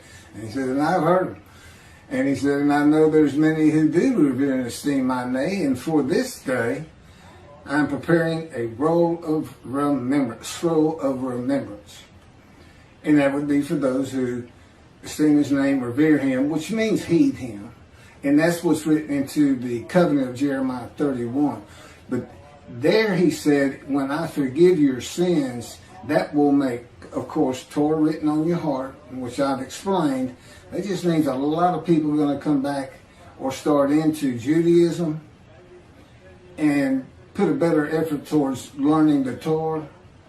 And that's, it's just a metaphor, and that's what it's meant. And he also shows us here that it's not going to be everybody. In the covenant, he says, and all shall heed me. Well, that's what you would expect. You know, or from God's perspective, if I forgive everybody's sin, of course I would expect everybody to heed me. But the fact is, I know better. That's what he would tell you. I know better. I know people. I made people. And you know, there's so many people that'll never believe a word I say. There's atheists. There's, you know, there's religious people, and they are set in their beliefs. Anybody who says Messianic era isn't going to happen should, you know, not be listening to. So what is he talking about there? He talks about, he says, those who heed and revere me will be like calf-fed, stall-fed calves who will stomp on the ashes of those who do not heed the Lord. And basically, it's an antiquity where it's verses for antiquity and today. He's basically talking about heaven. And that's something I don't believe in all these videos. And of course, this is the last one for Isaiah 53. That, okay, I'm going to go forward first. I think I might run across it here in my notes. Again, I'm reading from my midrash on Isaiah 53 and from the writings in the two books that God dictated to me. This is how he says it in Malachi. He says, the Lord has heard it and noted it, and a scroll of remembrance has been written at his behest concerning those who revere the Lord and esteem his name. And on the day that I am preparing, said the Lord of hosts, they shall be my treasured possession. I will be tender toward them as a man is tender toward a son who ministers to him. And he tells me that's his reference. If I'm going to be tender to people, it's going to be in heaven.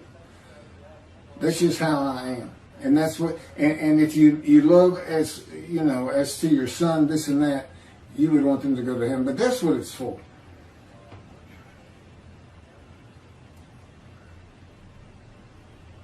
God says that he might elaborate on that for me at some future time.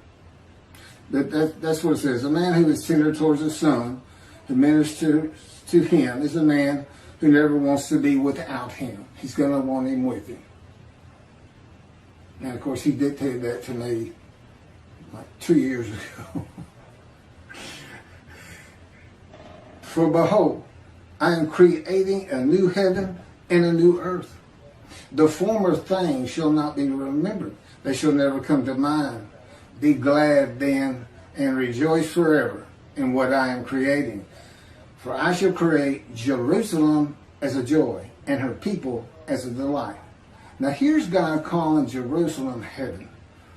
Okay, why? Because in antiquity, they didn't think about a spiritual heaven. The concept of living with the angry God is always raising the sword against you and the harshness of life. That's why they believed in a resurrection. But in Ezekiel, God shows you his spiritual heaven. It's in verses 1 and 10. Now he also shows you for antiquity, chapter 37, rise old bones rise. A resurrection chapter with Ezekiel. But in chapter 1, you see this wheel works. These four wheels with wheels in wheels that can turn by themselves, this and that, and the Spirit is in the wheels, it says. And above that, and moving with the wheels, are four creatures with 6 wings.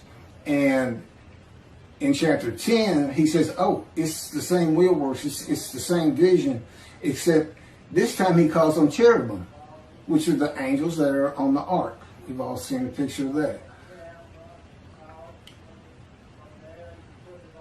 For as the new heaven, back to that. How is that a spiritual heaven? It's the eyes. I'm out for a walk. I haven't read Ezekiel yet at this point in time, some years back. And God and I have walked up to the city park, to a beautiful park, a memorial park. And it's got a 3-mile running loop, golf course. It's got everything. Trees everywhere, paths, railroad trains cross through it. And he had, let me go out there and get some exercise, get out of the house. And so I'm talking to him after I ran. I'm sitting under a tree in some shade, getting cool.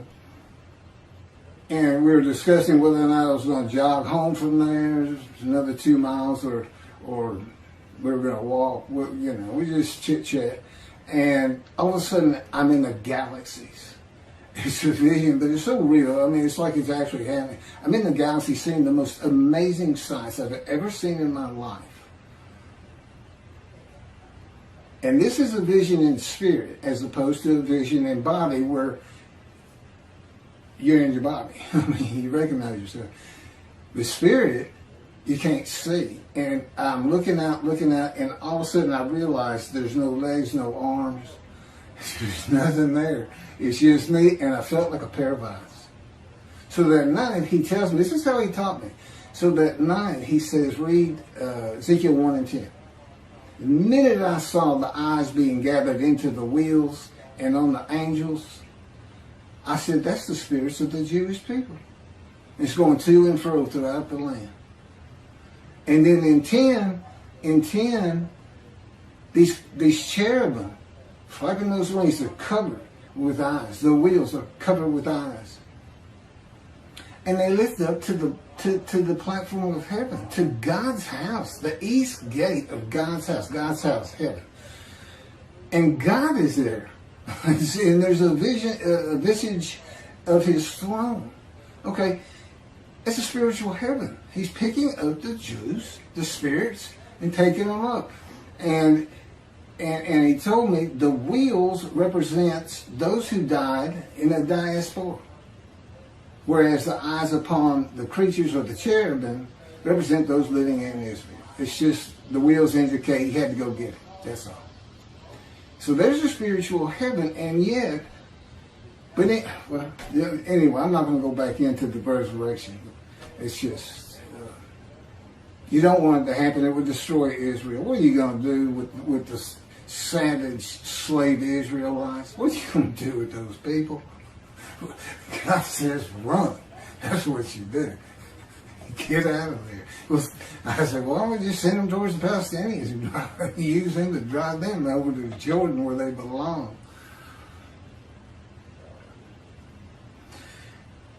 For as the new heaven and the new earth which I shall make shall endure by my will, declares the Lord, so shall your seed and your name endure.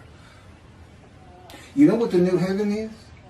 It's when all these spirits of the Jews rise up, and now they're angelic. Now they're angelic. They won't have wings, but you're angels. So God is adding a brand new host of angels to his heaven. The angels Israel. That's what that's all about. He's taking me there in visions. I've been to the very room I'll have. I've seen the meeting rooms. And I've seen the entertainment. Now you're a different being. And I'll get to that.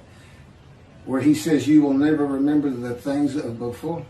And that before you pray, I will answer. I have the answers to those. And I think that's too detailed for what I'm doing right here. And I need to move on. But again, it's the last tape, and I wanted to make sure this was clear. In the scroll of remembrance, that's what's being talked about. Being entered during the day of the Lord, because everybody's sin free. I mean, that's how you know it's going to be different. Because everybody starts even. And now, my job as Elijah and as the righteous servant is bring the Jewish families back to the synagogue. Those who have strayed, those who never came, those who have found Jesus in their Judaism. No. No Jesus in the Judaism. That doesn't work. That never works. And that's bringing a false God before God's face. And you really, really don't want to do that. Not that there's a hell. Judaism doesn't believe in it. Although I have to say, and I've questioned him on this, Isaiah in 64, 65 has got one heck of an account that sounds like hell to me. But God said, no, that was just for antiquity. I don't have a hell. I don't bother with those kind of things. So, there's no worries, but you don't want to miss it. Here's the entertainment. He says, I'm building a new heaven, the angels Israel, a new host, and a new earth. So, I mean, that tells you what most of us already know. The judgment day doesn't come until this world's done. And then he's going to, they say, the souls of all men are in God's hand. He's going to raise those angels up then. But they got to be in right standing. He, unlike Christians, he's not taking murderers and wife beaters and child molesters, you know, even though they're sin free. In Christianity, accept Jesus, become sin free, and it doesn't matter what you've done. You go to Jesus.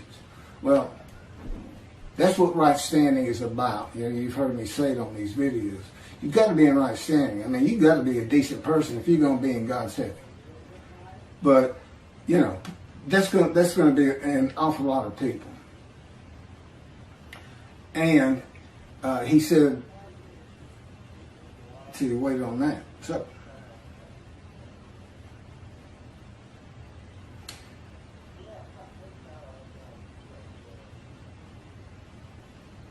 verse 12.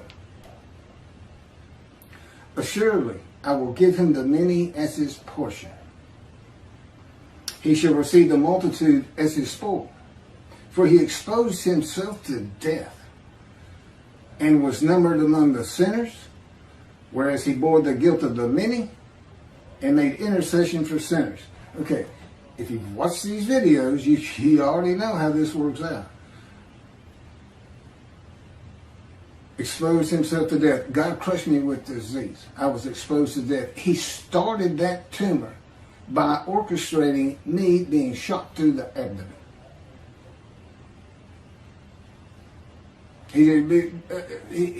For the longest time, I believe, when they told me, when we got that tumor out 20 years later, they said, this tumor's been growing for 20 years. And I backdated it to being just about the year I was gunshot. And I did a lot of research, and I found there are theories, but it's really not proven, that traumatic shock to your internal organs can activate dormant cancer cells. And God says, it is true, but I had to use my power too. And he said, and again, it's just more suffering, it's more scars and bruises. It's just what your life's been about for what I am giving you. And a greater gift you cannot receive. I think everybody would agree with me on that who believe in God. I don't know about atheists. You couldn't talk to me. If he hadn't literally spoken to me, I'd have never believed in God. And there's a lot of people who said, Keith, do you know how many things you have survived and lived?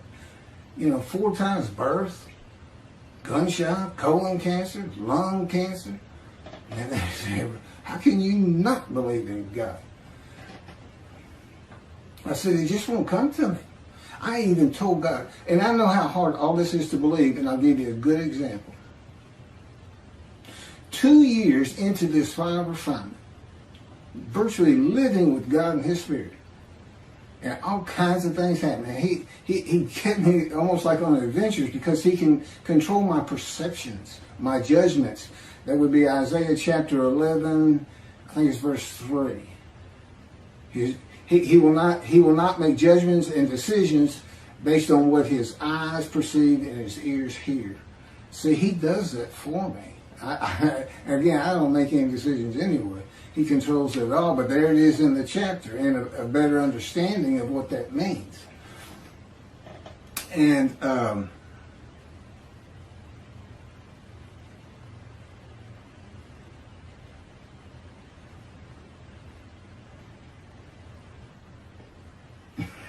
carry on. Okay, I don't know where that was going. Somebody needs to. Oh, that's what he's doing. Somebody needs to contact me someday and say, you know, in this video, you right at the verge of telling me something I wanted to hear.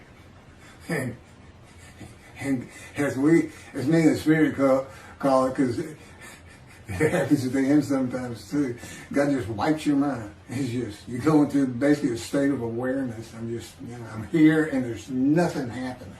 Just no, you can't muster up a thought. You can't even say to yourself, hey, I'm not thinking. You can't even do that. And that has to do with heaven. In heaven, you don't have a mind anymore. Spirit is so complicated. You know, your mind is just a little electricity, chemicals, different tissue of the brain. That's not who you are. That's not where your thoughts are. That's where your thoughts come from. Your spirit is your person. Your spirit reads that stuff in your brain. It reads this information coming in through your eyes and your ears in the forms of electricity, chemicals, and synapses, and things like that. And this is going to go back to, before you pray, I will answer. In heaven, you become like me. God provides the information of your mind. Okay, but now mine's much more detailed. But it's not as detailed as the Holy Spirit. But He's been with me my entire life. And so He can provide more knowledge of me than He does all the, 14 million Jews in the world, whatever the number is. I know there's about 7 million in Israel and 7 million in America, but I don't know how many are in Europe or this or that. And He is. And so He is proving to me that here on the earth, what it's like not to have your mind in heaven. And He can do it. And He can do it with all the angels. Now there's a process to it, and it gets a little bit more complicated. But this is for the Jews. This is what He's doing. It's not the Messianic age of the world to come. It's just simply not. And I've tried to explain that as best I can with Him leading me on the way. He's leading me in all these videos. And He, I have it all, my writings down. He tells me, okay, go here, go there, paste that. Now let's do a recording. And say, I'm just a servant. It's just like, okay. And that's what I say all the time. Okay. And sometimes I'm trying to say okay, and He's already lifted me up, and I'm walking to go do what He wants, and I don't even know what it is yet. That's how much He can control me. He doesn't even have to tell me anything. I'll just go do it. That's the kind of control I'm talking about. But He can be your mind. And that's why before you pray, He can answer. It's because He's the one putting it into your mind to think, I'm going to pray. So He already knows. But it's real complicated, but as you might imagine. But He can do it. As many people as He can get into that scroll for a special heaven. Because heaven is so much of the mind. It's like the realest vision you could ever have. And now I got that finished. picking back up with the entertainment in heaven. He's building a new world. He told me, he says, I'm in this room. It's got a bed, a table, a lamp. It's real sparse, kind of like where Elijah stayed at one time in his stories. He says, go to that bay window. And a bay window is, you have a square room, but it's outside of the room. It's like a porch, but, it's got glass all around it. But you can see out. He says, look down. And I looked down, and I saw the earth in chaos, just like reading Genesis. He is starting it up. That's it. And in heaven, everything's different. You're a different creature, but you're you. And the whole idea of what it means with you won't remember the things of before. God says, look, the Holocaust people don't want to remember the Holocaust. I said, well, how are they going to, you're building a Jewish heaven, and how's everybody going to know they're Jews if they don't remember being a Jew in heaven? And then he showed me how. And you won't wonder, why do I know all these things about Jewish people and myself as a Jew? And that'll be it. He won't let you wonder. Your mind just goes to something else. He says, I'll take care of that. That's easy. He's so funny. Okay, my camera stops at a half an hour, so picking back up, I was talking about the world. God's going to choose the people again. He's going to basically do the same thing. They won't necessarily be called Hebrews and Jews, and you'll have different characters and names, but you're going to see how the history of the Jews played out. And of course, you see the creation of the first human beings, what the people were really like at this time.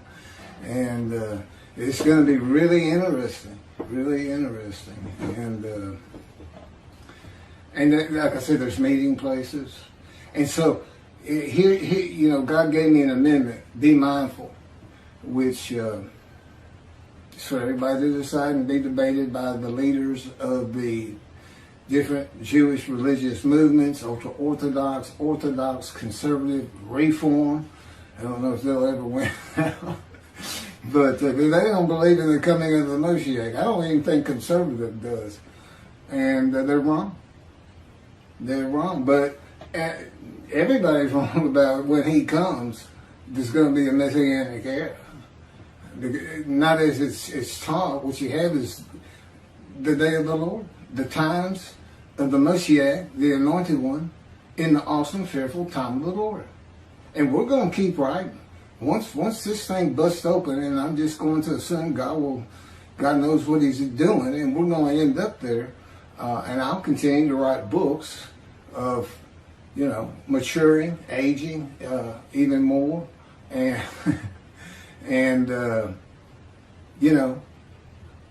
dealings with the government and helping out here and there. It says that these nations I startle and kings who are silenced. I think I'm not sure if it's chapter 11, but they're going to start coming to me for answers, kind of like a Solomon, knowing that it's not me, Keith McCarty, but actually coming to the belief that in fact the God of humanity, but who has chosen the Jews as his, is with me.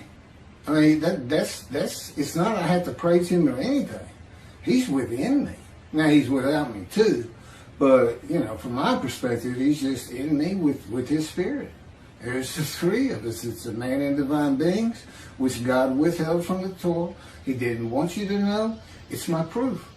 Just to have this knowledge and to be able to point to so many different places in the Hebrew Bible and say, well, look, that's what this means. And nobody even knew what it was to question it. And this is how he, back in biblical times, he communicated and had this book, his book, the one the Christians took from you and told you don't know how to read it, that you don't see the prophecy of Jesus Christ and human sacrifice in his description, Isaiah 53. This man of suffering who's accounted plague, smitten and afflicted. Where? You know, I was on the internet reading articles at one time, and I saw a writing by a Catholic of the cloth. And he said, well, we know that he doesn't fit every verse, but who else can it be? I said, what's with these people? Because it's a scripture. You got to match all the verses or you're not him. You know, religious, you know, you get this belief and then that's it. And common sense, reason, and your intelligence don't get in the way. And I guess that's what belief is. You know, God wanted me to be an atheist, by the way, not very much of a religious person. And like in heaven, he can form your thoughts. You'll still feel like it's you thinking. But there's so much to that. You know, it's taken me 13 years to get as accomplished at it as I am. And just being around people, I've always been pretty much of a loner. But, you know, in this role, and I feel like I'm more than ready for it. I'm going to have to be around people. I'm going to have to speak in front of groups, large groups of people. Not used to that.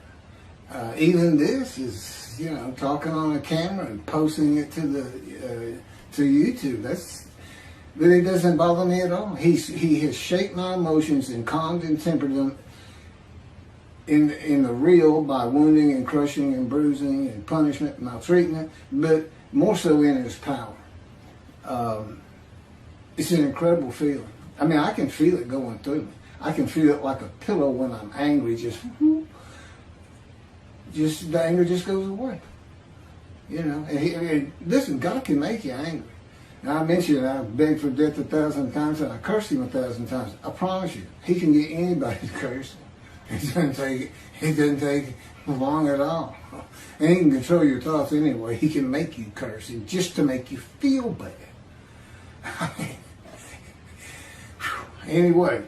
Verse 12. Anyway, there's entertainment, meeting. It's Jewish heaven, and what he's going to keep your mind focused on is Judaism. I know this is my other hook in the water. I got an amendment to be mindful, so to tell people you don't have to be quite so fanatical. If you had to go to work on Saturday, but you've been doing everything, you're reading, you're doing Shabbat, you're not working on Saturday, you're following the oral tradition for all these things. But suddenly, this would be this is what I would say if I was on a panel debating this with the other religious movements. I would say it would be okay for me to go to work, but immediately I need to find another job. Because God knows I'm being observant. But he also knows, you know, I have children, I have a house note, I have car notes.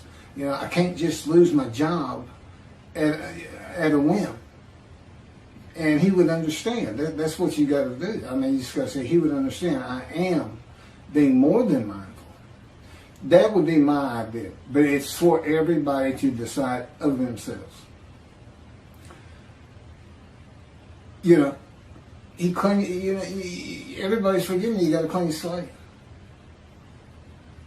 And as Elijah, I'm supposed to recounsel the Jewish families back to Judaism. And that's what I'm doing in these videos and in the books. Come back. Respect God. He doesn't remember anything you've ever done before that's wrong. Don't let, as Judaism teaches, the evil inclination get hold of you. I don't know, for some reason it makes me laugh. And you know, practice Judaism. Come back. He's here. And look at the proof that you have. You have a Moses in your midst. Because I can't know these things. My words have to be true. And lurking behind all that, hopefully people say, okay, I want to just take a chance on this and try to believe.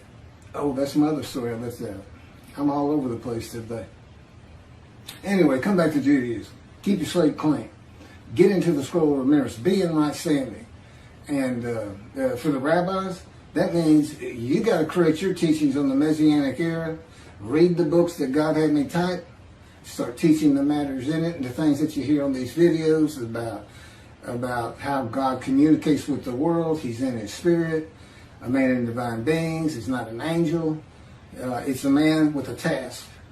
It can be limited or it can be great. You know, Moses, great. My task, great. You know, it's just all-encompassing until I die. They're not going to leave me. If you ever see me, you can bump your friend and say, hey, I know where God is. He'll say, what are you talking about? I know where God is. Where's God? See that guy over there? He's all around him. Wherever he goes, God goes. Wherever Moses went, God did. That's how he walked amongst the tents of the Israelites. You know, it was Moses walking by, but God's spirit was in him, and God's in the spirit, and he's sitting there talking to Moses. We need to check these guys out in this tent. We need to talk to the leader of this group.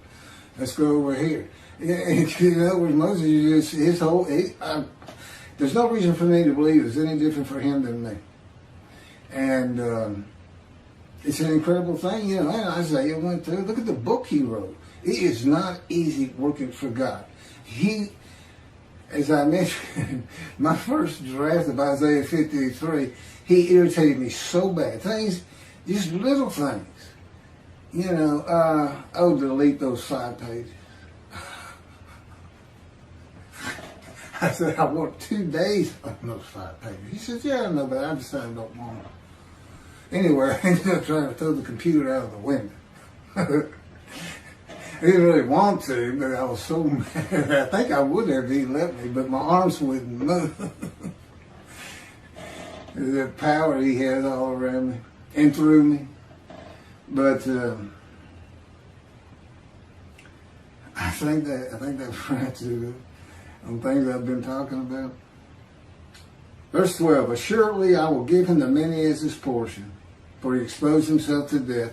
And again, you know, I had the cancer, he was behind it, he crushed me with cancer, I had bullet wounds, and so my portion is the many, and that means the people who made righteous going to follow me because he's going to appoint me a ruler amongst the flock, and then they become a multitude, and I hope it's a lot more, I hope it's the largest multitude anybody ever saw. I hope somebody says, that's not a multitude, that's a mob. That's, you know, whatever it turns out to be, and I hope to make a living this way. Writing and speaking, synagogues, seminars, groups, just groups in general, big groups, small groups, you know, just say donate what you can or what you will or what you feel good about. We need it.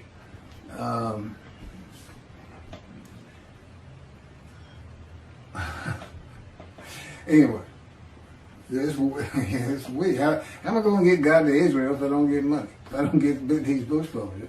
And I tell you, I joke about it, and you know, I'll get as serious as I can. Say, God, listen, I know you want to be in Israel. I know you're tired of Texas. I said, and just as soon as I can get some money, I'm going to take you there. It makes the spirit laugh. He's always making me laugh. Yeah, I said, I'll take you there. I'll get you there, God. It's okay. I said, now we could take the fast forward on that and go to Vegas. What do you say? He said, you know, I won't do something like that. I said, come on, it's just a roulette ball. Freeze it. You know, let's play a little blackjack. You know, and tell me what the other cards are. We'll clean up. We'll be in Israel overnight. He said, Keith. Anyway, he won't do things like that. That's him making faces with my head, my eye. I don't even know what they're doing.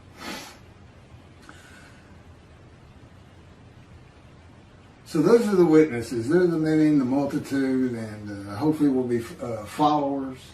Not necessarily on social media, but and I exposed myself to death and disease and almost died from the bullet wound and should have. He kept me alive. You know, I said I did. I was holding on. No, he wasn't going to let me. He wasn't going to let me go. But it was, you know, I didn't know him at the time, and it was a brutal experience. I was 18. Numbered among the sinners. Now, I've already gone over that. The Christians say, oh, that doesn't mean he was a sinner. He's the unblemished Lamb of God. That's because he got crucified with a man to his left who was a sinner and a man to the right who was a sinner. So therefore, he's counted a sinner.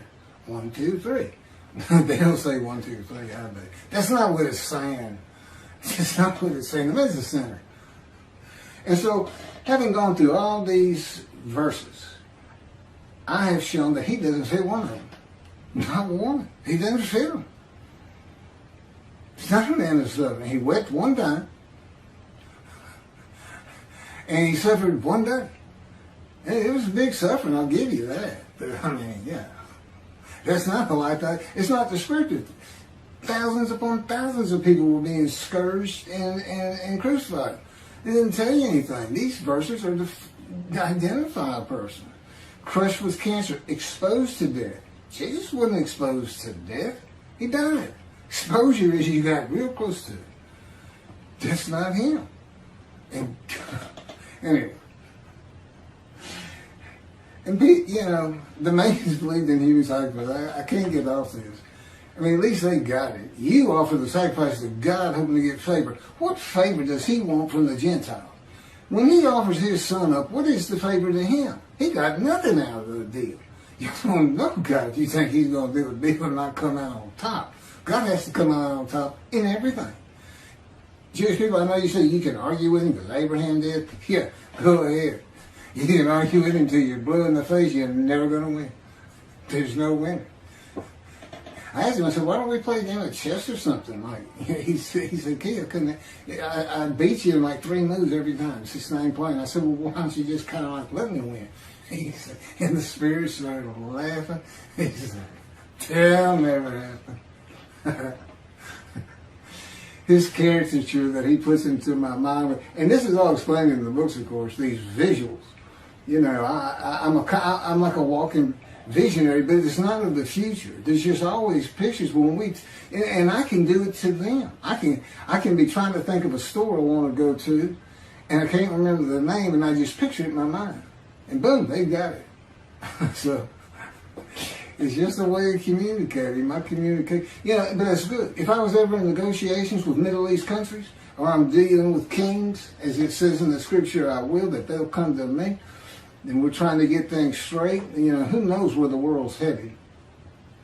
They'll be right there. I'll say everything perfectly right for the people in the room and the people before me. Just what needs to be said. The perfect thing. Because he's perfect. And he can have me do and say anything he wants after training me up like this. It's funny too, because I know I've hit Miss Rabbi Tovia Singer a little bit because I'm really upset with the way, because of his Isaiah 53, and because it's such a hindrance to myself, God, and Spirit to have all the Jewish people believe it can only be Israel, the Jewish people, and I know he's really reaching. I bet he knows he's really reaching on some of that, but it's worth it as an anti-missionary to fight Christianity, to bring Jews back to him. And I know that's what he's doing. That's fine. Like I said, I'm sure I'd like him. He's very personable. But, God has me say things as he will have me say them.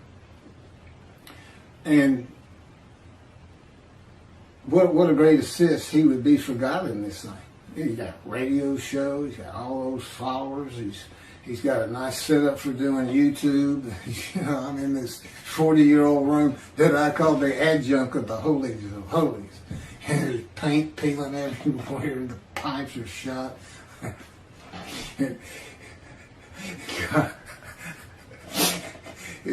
Yeah, this is the Holy Holies I'm talking from right here.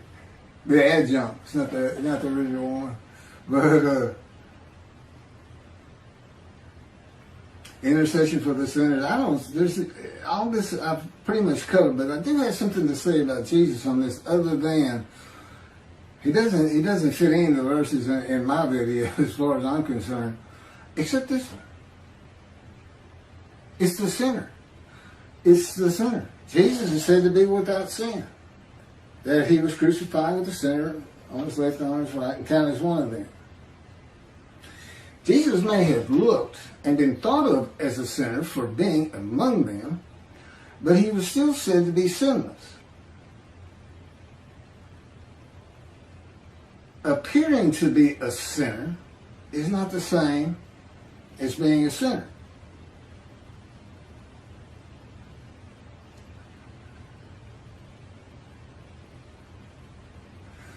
Being said to be unblemished and sinless is not the same as being unblemished and sinless. If somebody's saying you are, doesn't make it so. And the scripture will tell us contrary. I've already given the biggest example. All the prophets say of me, I shall ride this ass. And the prophecy is referring to Zechariah. Pretty sure it's in Zechariah where Moshiach, or the anointed one, he rides an ass in and he defeats Rome, which is what would happen in Jesus' time, and he's appointed king basically of the world. Okay.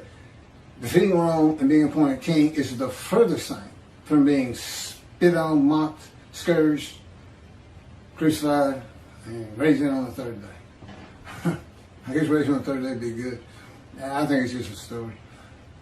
But they had Egyptian gods and pharaohs. Anyway, I'm not going to get into all that. What people believe in antiquity, you can go to the History Channel or Google it.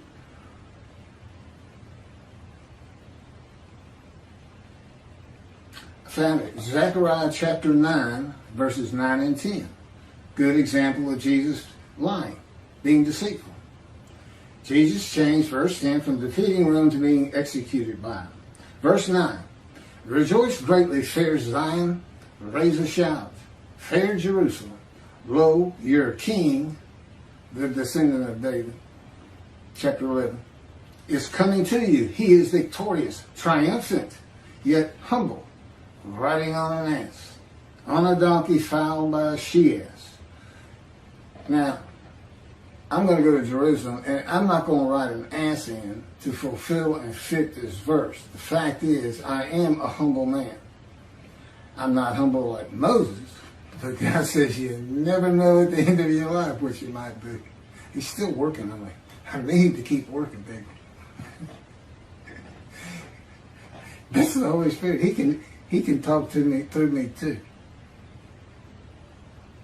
And you know, he and God, they're so close, so to speak. These two clouds, these different elements, and God created him, and whatever he wants, whatever picture he wants in my mind, he doesn't have power. These angels don't have power. God's the only power in the universe. And he doesn't make an angel that's got power. He said, why would I do that? He said, I got to keep an eye on him. Anyway, I'll do the power. That's why he killed the firstborn of all of Egypt. It's not the angel of death. I said, you pinned it on somebody else is what you did when you wrote it up. You know what he did? He told the spirit, he told the angel, hey, today I got to go down and kill all the firstborn in Egypt so I can get my people out. Israelites. And he said, today, your name is Angel of Death. And I'll tell you, it would have tickled him to no end. His personality. I mean, he would just go, oh, right, angel, angel of death. He does that just to be funny. I'm sure he's regal and statuesque and holy and everything else when he's not around me. But these kind of things make me laugh, and they live with me. So anyway, I do that a lot. Oh, man, I don't want to do that. This is an old Texas thing. This is a cowboy thing. So here's 10. He shall banish chariots from Ephraim. That's the northern kingdom. This had three names, Israel, Ephraim, and the other name. And horses from Jerusalem. The warrior's bow shall be banished. He shall call on the nations to surrender. Jesus is supposed to ride that ass into there.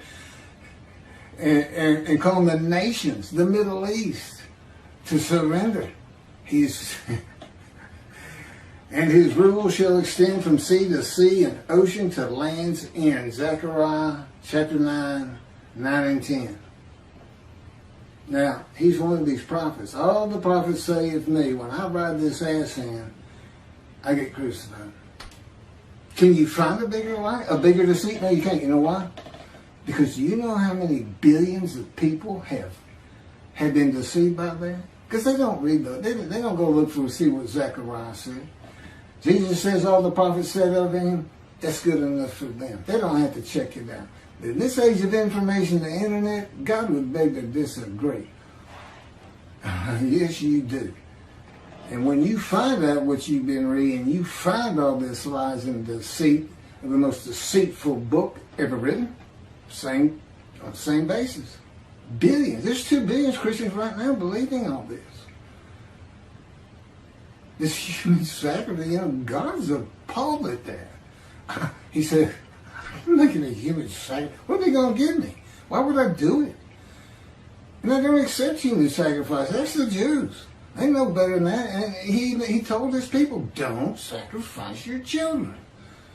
Now, he's going to give laws and commandments to the Jews and then go do it himself? I don't think so. They just don't know who he is. You might have to go back to the Israelites in the biblical times to get a good handle on it. But I do know the Israelites went up to Moses, or one of them did, and said, Moses, you go talk to him and come tell us what he says. We're all going to die. They were in fear. That's how people were about God. This concept that he's making, I don't know. Now, Christians were like Mayans and made their own human sacrifices of their fellow Christians. Now, that I can kind of understand.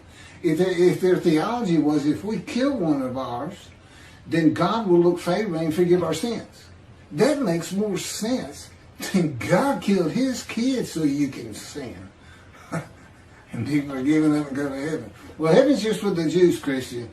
I'm going to say it one more time. If you want to see heaven, Christians, you're going to have to convert to Judaism, be a good observant Jew. You got to become a Jew. I'm saying it like that to irritate me. There's a whole lot of people who hit the thumbnails for my video, and they don't last a minute. I figure 98% of the people are not Jewish. Only 2% are. There's some that hang in there and watch them all. I'm getting a great response. But Christians don't last long at all, I don't think. I don't know that to be a fact. I haven't done a survey or a study yet. So, this is what he said. That it might be fulfilled which is spoken by the prophet. Luke says he said this. This is in chapter 31 of... I don't really have much else to say on 12. I'm going to finish with Jesus here. It's 18, Luke chapter 18, verse 31 through 33.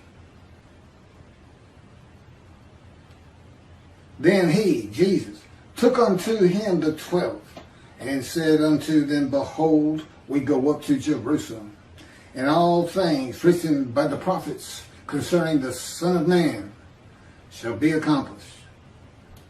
That's just a term for you're a human being born of humans. Son of Man. For he shall be delivered unto the Gentiles, and shall be mocked, spitefully entreated. He's speaking in the third person. And they shall scourge him and put him to death, and the third day he shall rise again. Jesus says all things written by the prophets concerning him are accomplished by his lying in essence in Jerusalem to be delivered to the Gentiles, put to death. No prophet of the Hebrew Bible wrote this. This is not what Zechariah said. The Hebrew Bible, Great Scroll of Isaiah, the Apocrypha, that's what I was looking for, and the Pseudepigrapha are all the possible scripture that Jesus could be referencing, and not one book mentions a Son of Man, God's righteous servant of Isaiah 53, a Son of God, a man who is God, or any man to be delivered to the Gentiles, mocked, scourged, and put to death. A man who dies for the sins of other men, any man who is to rise from the dead on the third day, or a man who is sacrificed or made to sacrifice himself by God. It's just a big lie. And a manipulation of Hebrew scripture. And I pointed out another one earlier. The book of Hebrews says that when Israel violated his covenant, including Moses, that he abandoned them. You know what it says? It said he married them, espoused them. Selective reading by religious people. What are you going to do?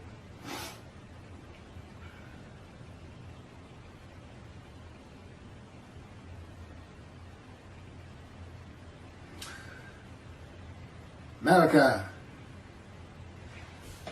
This is more deceit. It fits under deceit better than lie for Jesus. Malachi 1. Behold, I am sending my messenger to clear the way before me. And the Lord whom you seek shall come to his temple suddenly. As for the angel of the covenant that you desire, he is already coming.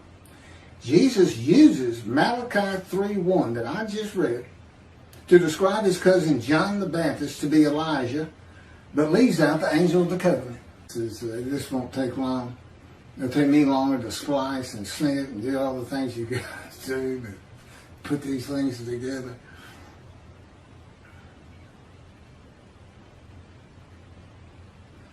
So Jesus uses Malachi 3:1 to describe his cousin John the Baptist to be Elijah, but leaves out the angel of the covenant. Sin forgiveness for the Jewish people. There are only two specific covenants, and anyway, I've gone through all that. Clearly, the angel has the new covenant, David's covenant of friendship. God says, I'm going to grant it when David's here, and I'm going to appoint him to be a ruler amongst the flock. So you would imagine David is the one that delivers that. My appearance being Elijah, David, prophet like Moses, righteous servant, and Elijah is the messenger of the new covenant. David, the deliverer, lets you know about God's granting the covenant of friendship. So one man fulfills the remaining the prophecies of God that have not been fulfilled in the day of the Lord. He's finishing up the prophecies of the Hebrew Bible with one man. Yeah, all they needed was Moses. I know he used Aaron too. It was particularly early on, but it was pretty much Moses. Pretty much Moses.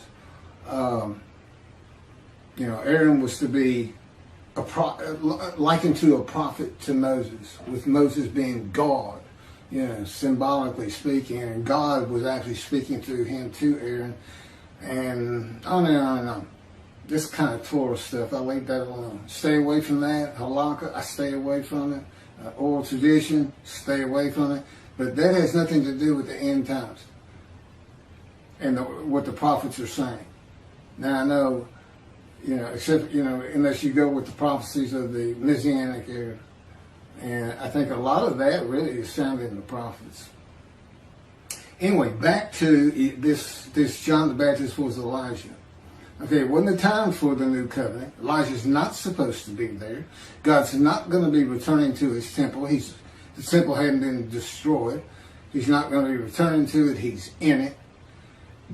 Jesus declares the day of the Lord, but it can't be. It doesn't fit Malachi 3 at all. Jesus said, this is he, John the Baptist, of whom it is written, behold, I send my missionary before thy face, which shall prepare thy way before thee. Again, I think he's speaking in the third person, but that's Jesus. Jesus is saying that John was clearing the way for Jesus as the Lord, as the Son of God, or God incarnate, and as renowned teacher of the Scripture at synagogues as a young boy. Jesus knew that the Jewish people were without sin if John was Elijah. That is why he did not mention the angel of the covenant. These are the words God dictated to me.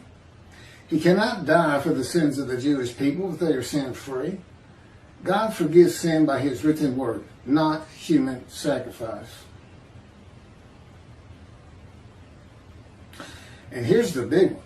In Jeremiah 38, chapter 31, verse 38, where it talks about, see, a time is coming, Jerusalem will be rebuilt. The last sentence is, they shall never be uprooted, overthrown, and uprooted again. Never defeated and dispersed again. That's why it's so important to avoid utter destruction. And what he's saying is, if you don't do this, they're going to get you eventually. I'm telling you, if I put my sanctuary amongst you, you're going to be, look at the covenant of friendship, you'll see. You're going to be free of taunts. You're going to be secure. You're going to be safe. And basically says the same thing. You're never going to be dispersed again.